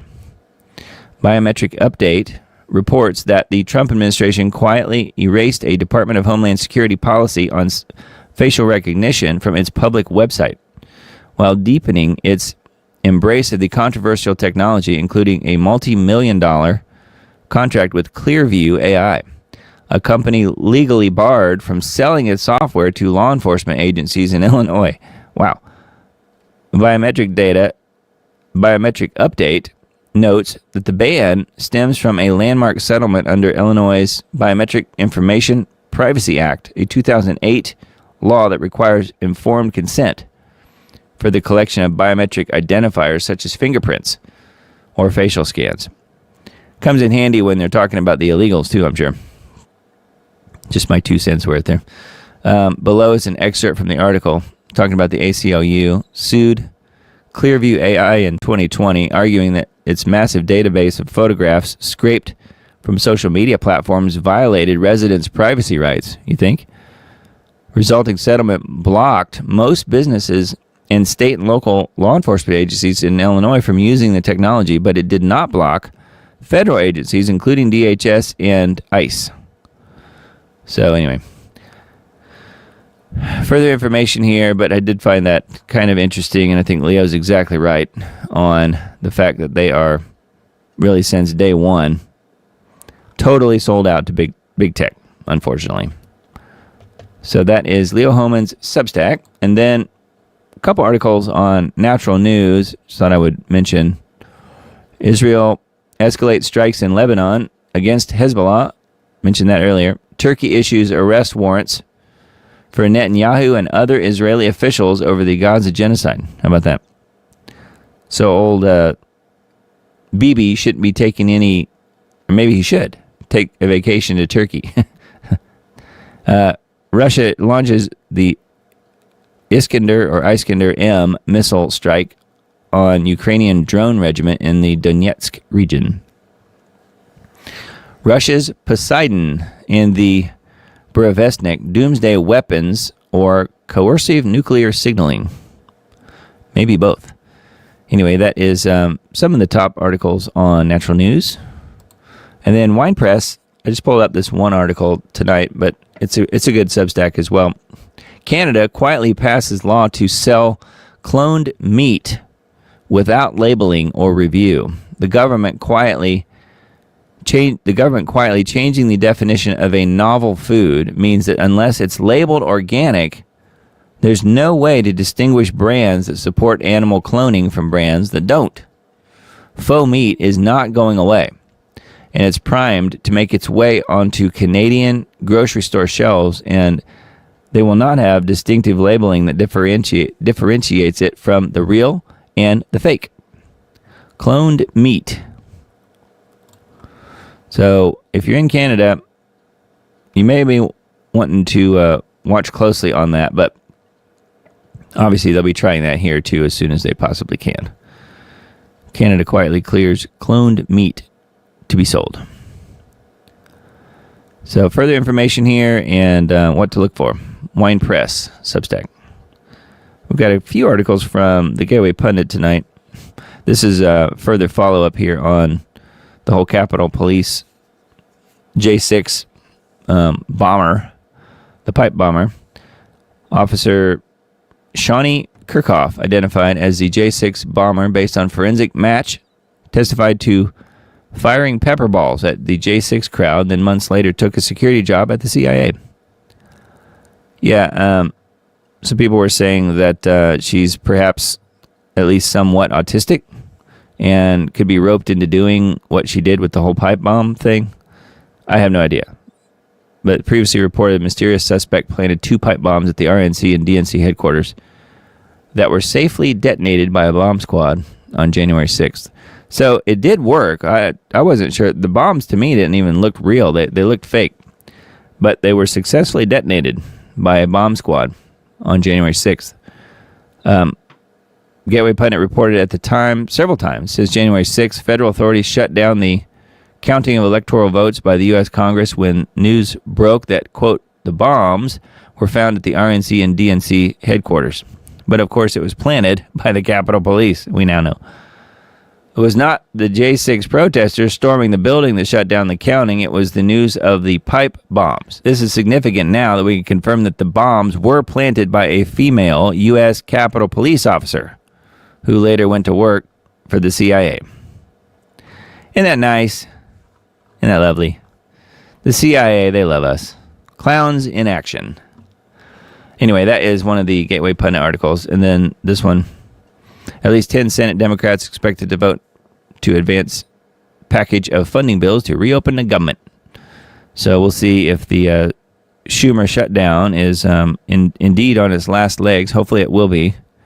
So it seemed to me like they were trying to foment this civil war and keeping the government shut down, having the SNAP benefits people, the 47 million people on SNAP, or whatever the number was, 47 million, start rioting in the blue cities would be a pretty good kickoff to their civil war if that's indeed what they were trying. It's called the Podesta Plan. It's a real thing. Perhaps they have given up on that aspect of it, but I don't know. We'll see. They're talking about reopening the government this week based on this. I thought this one was weird. Again, another Gateway Pundit article says, whoa, naked madman in Los Angeles shot dead after trespassing and breaking Vietnam veteran's legs. So we don't have video of this, luckily, but I wanted to mention this just because, welcome to Los Angeles, which, by the way, I used to live in Studio City. I don't know where this particular house is, of course, but it says naked man in Los Angeles broke, and I didn't know this guy either, by the way. Now, I saw the video of him walking up and down, and of course he's blurred out, so you can't really actually see him naked, but you could tell he is naked because he's blurred out. But he's walking up and down the sidewalk there, and to me, he looks like he's probably, shall we say, most likely from south of the border, I'm guessing. Naked man in L.A. broke into his Studio City home early Friday morning and was assaulted a homeowner who was 79 years old.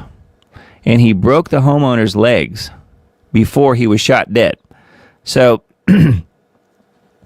this guy breaks into this 79-year-old's house, and the guy that owns the house is he's a veteran, and he, I guess, picks him up and drops him or something and breaks his legs. But what he didn't know was that the guy whose legs just got broken, who was a war vet, was armed. He didn't know that. And the guy who got his legs broken then proceeded to pull out a gun and shoot the guy dead. So I would say that the guy who was naked running around definitely got what he deserved, don't you? 79-year-old, identified as George, who is a Vietnam veteran, found the naked man in front of his home and asked him to leave when the suspect grabbed him and slammed him onto the ground. George fired 3 shots, according to the witnesses. Yeah, so he broke in and basically got shot dead. So I didn't think guns were illegal. I thought guns were illegal in California, but maybe not. Anyway, pretty wild. And yeah, Studio City, I used to live there a long time ago. Ages and ages ago. But there were never any naked people running around. I must say, I never saw one. All right, and then let's see here. InfoWars article, shoot on sight. Latin kings declare war on immigration agents in Chicago. So how about this? News comes as suspect opened fires on Border Patrol during weekend street battles in Windy City.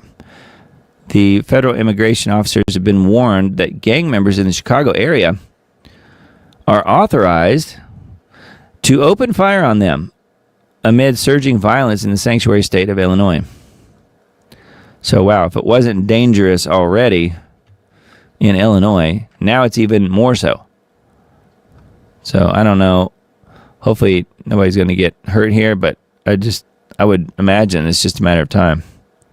So, more information and some other videos embedded here on this particular article, but that is not good news. Yeah, the Latin Kings, assuming is probably a cartel or something. I don't know. Or a gang.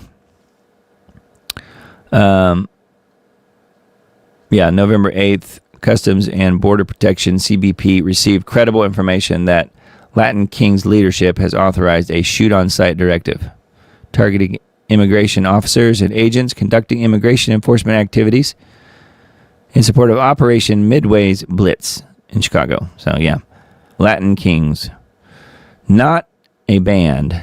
In fact, it's a gang. Okay, and then this one, I just pulled it up because I thought it was interesting with the whole gate analysis, G-A-I-T, gate analysis, that there was a match between the J-6 pipe bomber and the woman here who's shown 94% match. Says, you're going to want to think about this. Might just be the biggest scandal and conspiracy in American history. Many heroes were involved in bringing this to light. Some we can name in coming days, some who want no recognition, and there's so much more to this yet to be told. So Steve Baker is the guy who tweeted this out, but he's the guy who really did the deep dive on this and really did the research and put it out there. With no help, by the way, from the FBI or from Kash Patel. I would say despite the FBI and Kash Patel. So the Blaze was reporting January 6th update to top all other January 6th updates. Forensic analysis has shown 94 to 98% match between the January 6th pipe bomber and this lady, Capitol Police Officer Kirchhoff. Conspiracists light them up. So what was interesting to me was the fact that they had analysis of her gait. So it makes me wonder how many other people do they have their gait analysis. It says a software algorithm that analyzes walking parameters, including flexion, which is knee bend, hip extension, speed, step length, cadence, and variance, rated Shawnee Kirchhoff, 31 of Alexandria, Virginia, as a 94% match to the bomb suspect on video from January 5th, 2021. The veteran analyst who ran the analysis for Blaze News said that based on the visual observations the program can struggle with, he personally pegged the match at closer to 98%. Kirchhoff, who was a Capitol Police officer for 4.5 years, left the department in mid-2021 for a security detail at the CIA. Yeah. So further information here, but I thought it was interesting about the whole gate match. And it makes me wonder where they got that information. Is that something that they routinely scan and do with employees, or is that something we are all being scanned for? I don't know. Anyway, yeah, that's a Not the Bee article. And then just kind of a fun one. When I saw this, I'm like, wow, that has to be Tennessee, and certainly it was. Watch. This black bear wanders off with the Tennessee man's chainsaw.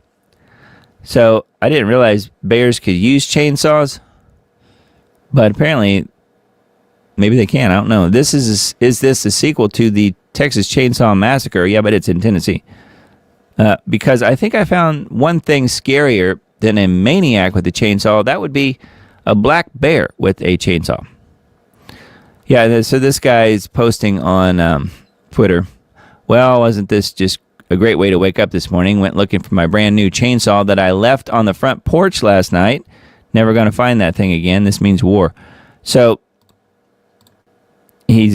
what he's talking about here is the bear wandering off with the chainsaw. You can see the red thing in its mouth. So the bear apparently has some work to do, or else he's going to become a serial killer or something. I don't know. I'm sure he just had some firewood to chop up, or maybe there was a downed tree in front of his den. The owner blames it on a rotisserie chicken smell on the chainsaw, which leads me to ask, how tough was that chicken you had to chop up with the chainsaw? Regardless, the man has found the chainsaw in the woods, presumably outside the bear's den. But he's understandably reluctant about getting too close to retrieve it. So he found it here in the bear's den area. He says, found my chainsaw, but Houston, we may have a problem. I found his den as well. I don't feel my heart racing 100 miles per hour very often, but this would be one of those times. Yeah, but you're the guy that left it sitting on your front porch where a bear can carry it off. Anyway, I thought that was kind of silly. Another animal story, but isn't that cute?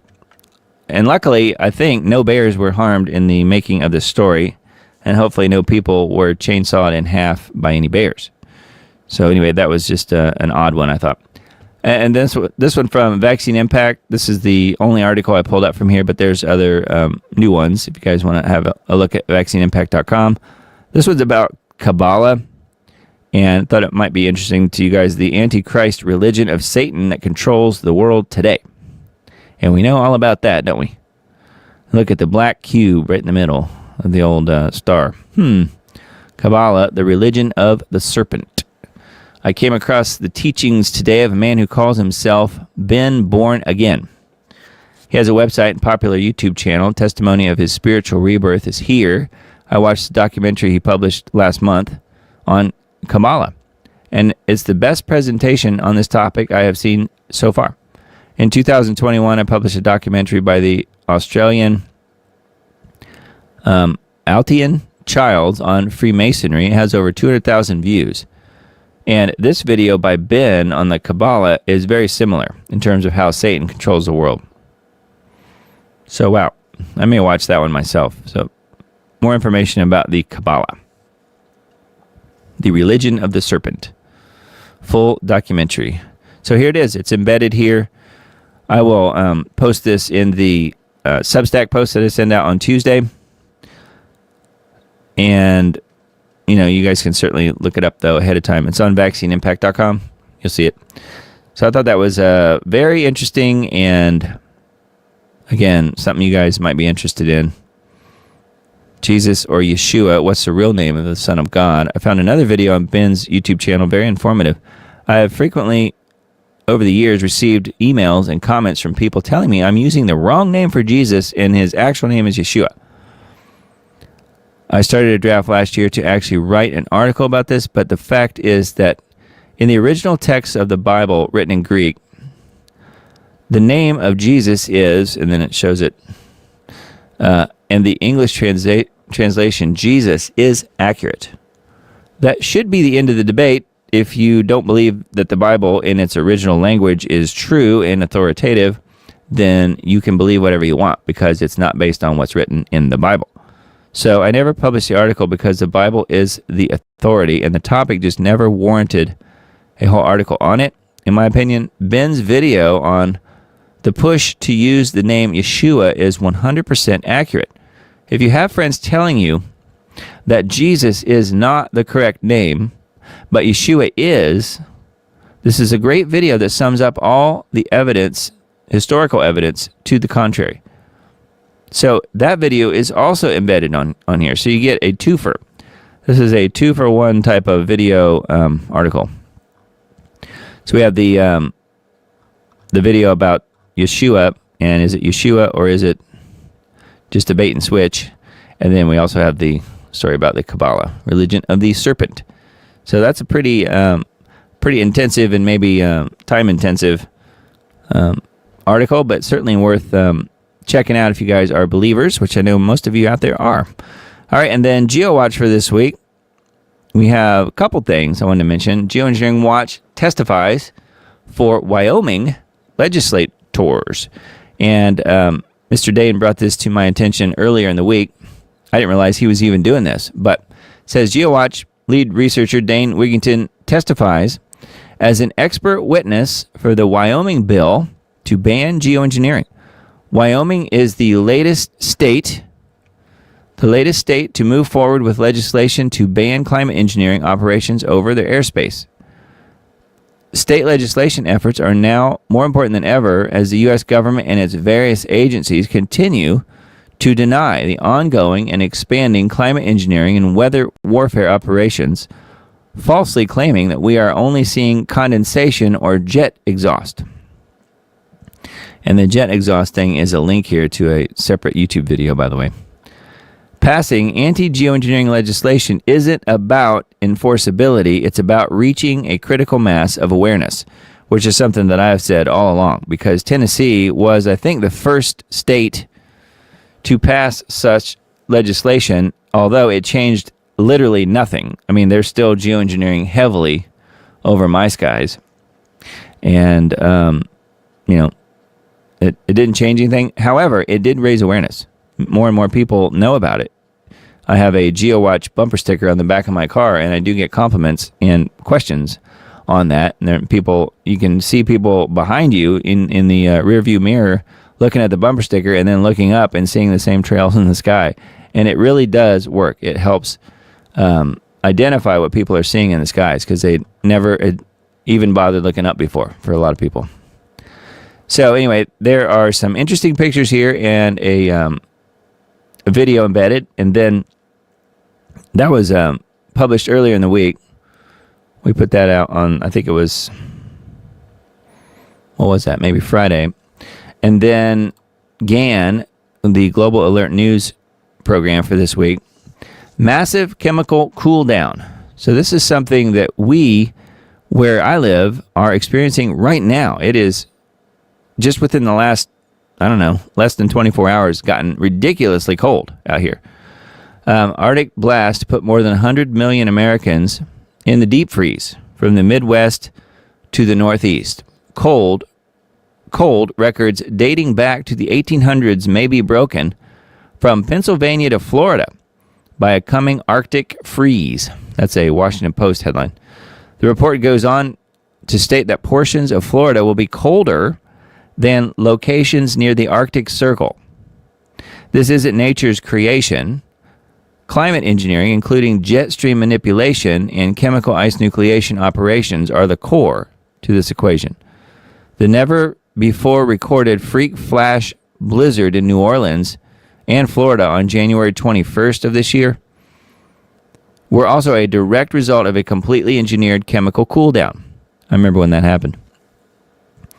On the same day as the New Orleans and Florida blizzards, it was above freezing and raining in much of the Arctic Circle, though there was almost no media coverage of the warmth in the far north. Global climate engineering operations are not only creating climate chaos, they are completely contaminating the entire planet. Immediately following a chemical cool down, a rapid rebound to record warmth is scheduled. Yeah, and that seems to happen pretty much every time they do a chemical cool down. It bounces right back up again, and people don't seem to notice. It's really odd. Anyway, that's something I've heard Mr. Dane talk about for a long time. Massive chemical cool down. That is this week's Global Alert News broadcast on GeoWatch, which, by the way, we registered and paid a hefty sum, by the way, for that domain name. Let me just try it out here. We'll just try it live right on this. Right on the program here, geowatch.com for short, GEOWATCH, geowatch.com. Will it work? Here we go. Well, I'll be darned. It does. Now, we purchased that a few days ago, and I can say that Mr. Dane spent a ton of money on getting that. So if you want a really, really good short URL to get people to go to geoengineeringwatch.org, instead of spelling all that out, you can just tell them, just go to geowatch.com. Geowatch.com gets you to the same exact site. So isn't that nice? Thank you, Mr. Dane, for doing that. And then schedule weather for this week, November 15th through the 19th, so coming up. You can see the temperatures rebound. So right now, it's actually cold where I am. It's cold in the east for the most part, but you can see we are going to rebound. And he also told me about this site I'd forgotten about called Climate Reanalyzer, and you can punch in your own specifics here as far as map areas and time periods. Right now I have it set to the next 1 to 3 days in North America, but you can see here what happens. This is right now. So this is, we're seeing average 2 meters temperature anomaly November 9th. So that is literally right now. You can see the dark blue right here over Nashville, which is where I am. That is what I'm experiencing this moment. Now, luckily I'm not outside, but it is very chilly out there. And if we change this, though, you can see how it progresses. So right now it's blue and chilly because we have the chemical cool down happening right now. So let me go 4 to 6 days out, and you can see it's already warming up. So this is as of November 12th, so 3 days from now. And then a week from now, November 15th, you can see it's right back up to the heat. And then cool out west. So I thought this was a pretty cool website. You can go in here and look at these types of things. It's called Climate Reanalyzer, climatereanalyzer.com. And so what happens is you want to go to where it says Outlook Forecast Maps, and you can click on North America or the whole world or whatever. Like, we'll go to the world here, and you can see next 7 to 10 days, basically the whole of the U.S. is going to be pretty warm. But right now, it is not. You can see, here's the eastern half of the U.S. that's cool. And they do that on purpose by chemical ice nucleating moisture that they bring up from the Gulf. Something we talk about on this show all the time because they do it all the time. They bring up moisture from the Gulf of Mexico, Gulf of America, Gulf of whatever you want to call it, from right here, and they chemically ice nucleate that moisture coming off of the Gulf and using the jet stream, and they cool down the entire eastern half of the U.S. And they do it time and time and time again. So Climate Reanalyzer helps to sort of show that to people. And when you're done showing it to people, you can tell people to go to geowatch.com and go right to our main site here. All right, and then Climate and Economy, top headlines for November 8th. So that was yesterday's. Top headlines, triple whammy of hottest years ever recorded threatens irreversible damage. The UN has warned as the world's nations prepare to meet the COP30 climate summit in Brazil, which we mentioned just a little while ago. King Charles, the soon-to-be Antichrist, is there, as is his son.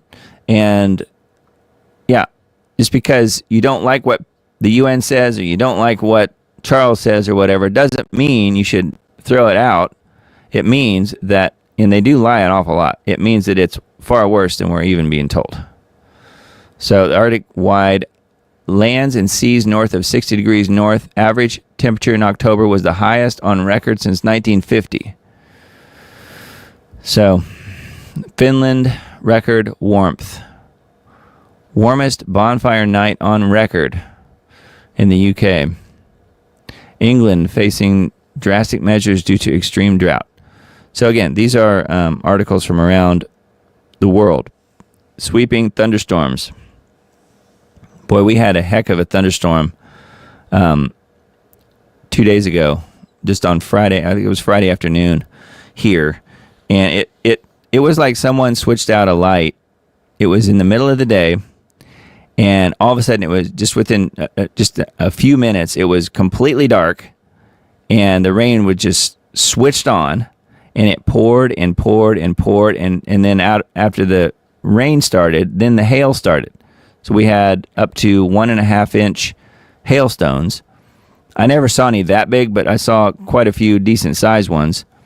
And then somebody switched it off, and it just turned off, and the sun came back out after, probably about an hour or so, and it was all over. But we had, in that time frame, we had pouring rain, and we had hail that was pretty decent sized, and we had wind gusts over 60 miles an hour, just in that hour or less period, and it was all gone and moved down here.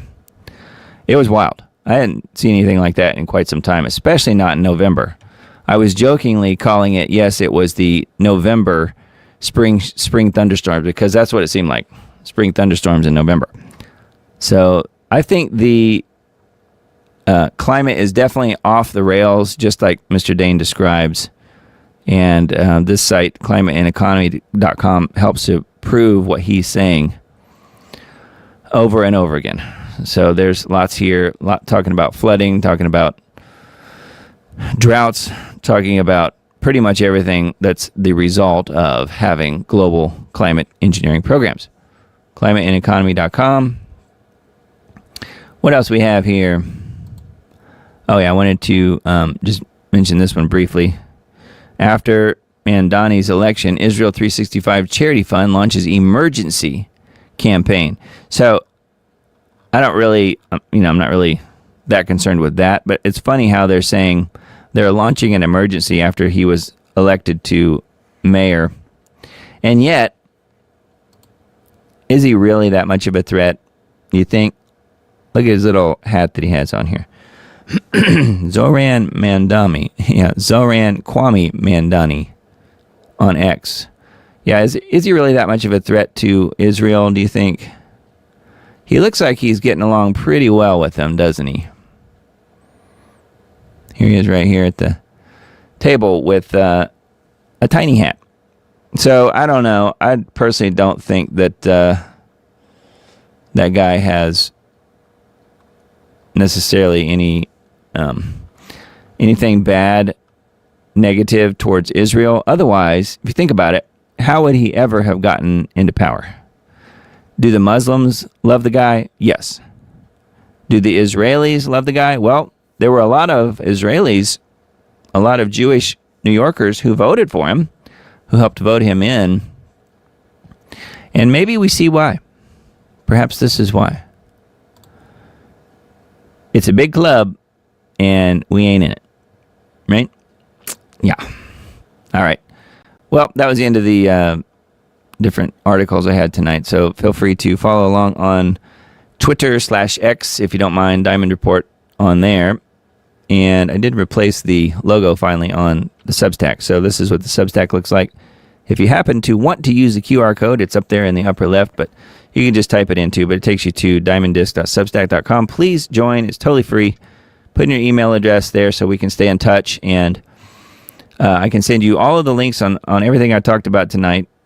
It takes me a little while to go through and copy and paste everything, but all the articles and the videos and stuff, not the ones that I showed during the video, those are pretty much available on band.video. And which, by the way, I wanted to mention, the reason I show Alex videos, InfoWars videos, is because he offers them free. They are free to use, free to air. And I don't have to pay for them, and I have to give my voice a break from time to time in the broadcast. So that's why I show InfoWars videos. They're free, and they're done well. As you guys know, I'm a video producer and try and do things that look and sound halfway decent. And hopefully that is the result that you will get on this show time and time again. So that's why I show InfoWars videos. I think they do a good job, of course, but I also want to give myself a little bit of a break from time to time, and so I don't lose my voice. So anyway, Substack is available there, and that is a mechanism that you can help out the financing of this show. This is something that I've got a few people helping me. We did get one new subscriber last week, so yay on that. I think we're up to 8 again on Substack, 8 total subscribers, and 7 more on Subscribestar. So Subscribestar is the other one. And while we're at it, I'll change the QR code up there. So the QR code at the moment, I'm going to switch it. There. I changed it to Subscribestar. So that if you scan the QR code, it will take you to this page here that we're looking at. And again, they're linked to in the Substack post that I send out every time. So it's there. So please support the Diamond Report. Notice there were 0 commercials. Nothing is monetized. Never has been. I couldn't get YouTube to monetize my stuff, even if I wanted to. But I'm not interested in that, honestly. But they're not going to allow that just because I've had so many strikes over the years with really both of my channels. And the one that was resurrected back from the dead a couple months ago. So there's no chance that I will be monetizing anything. So you don't hear any commercials, or whether they're inserted by the platform, or you don't hear any commercials inserted by me as well. Like if you watch Candace's videos, I really like her videos, but she stops in the middle of them and does plugging for, 10 minutes or 15 minutes or whatever. You don't get that here, and you won't.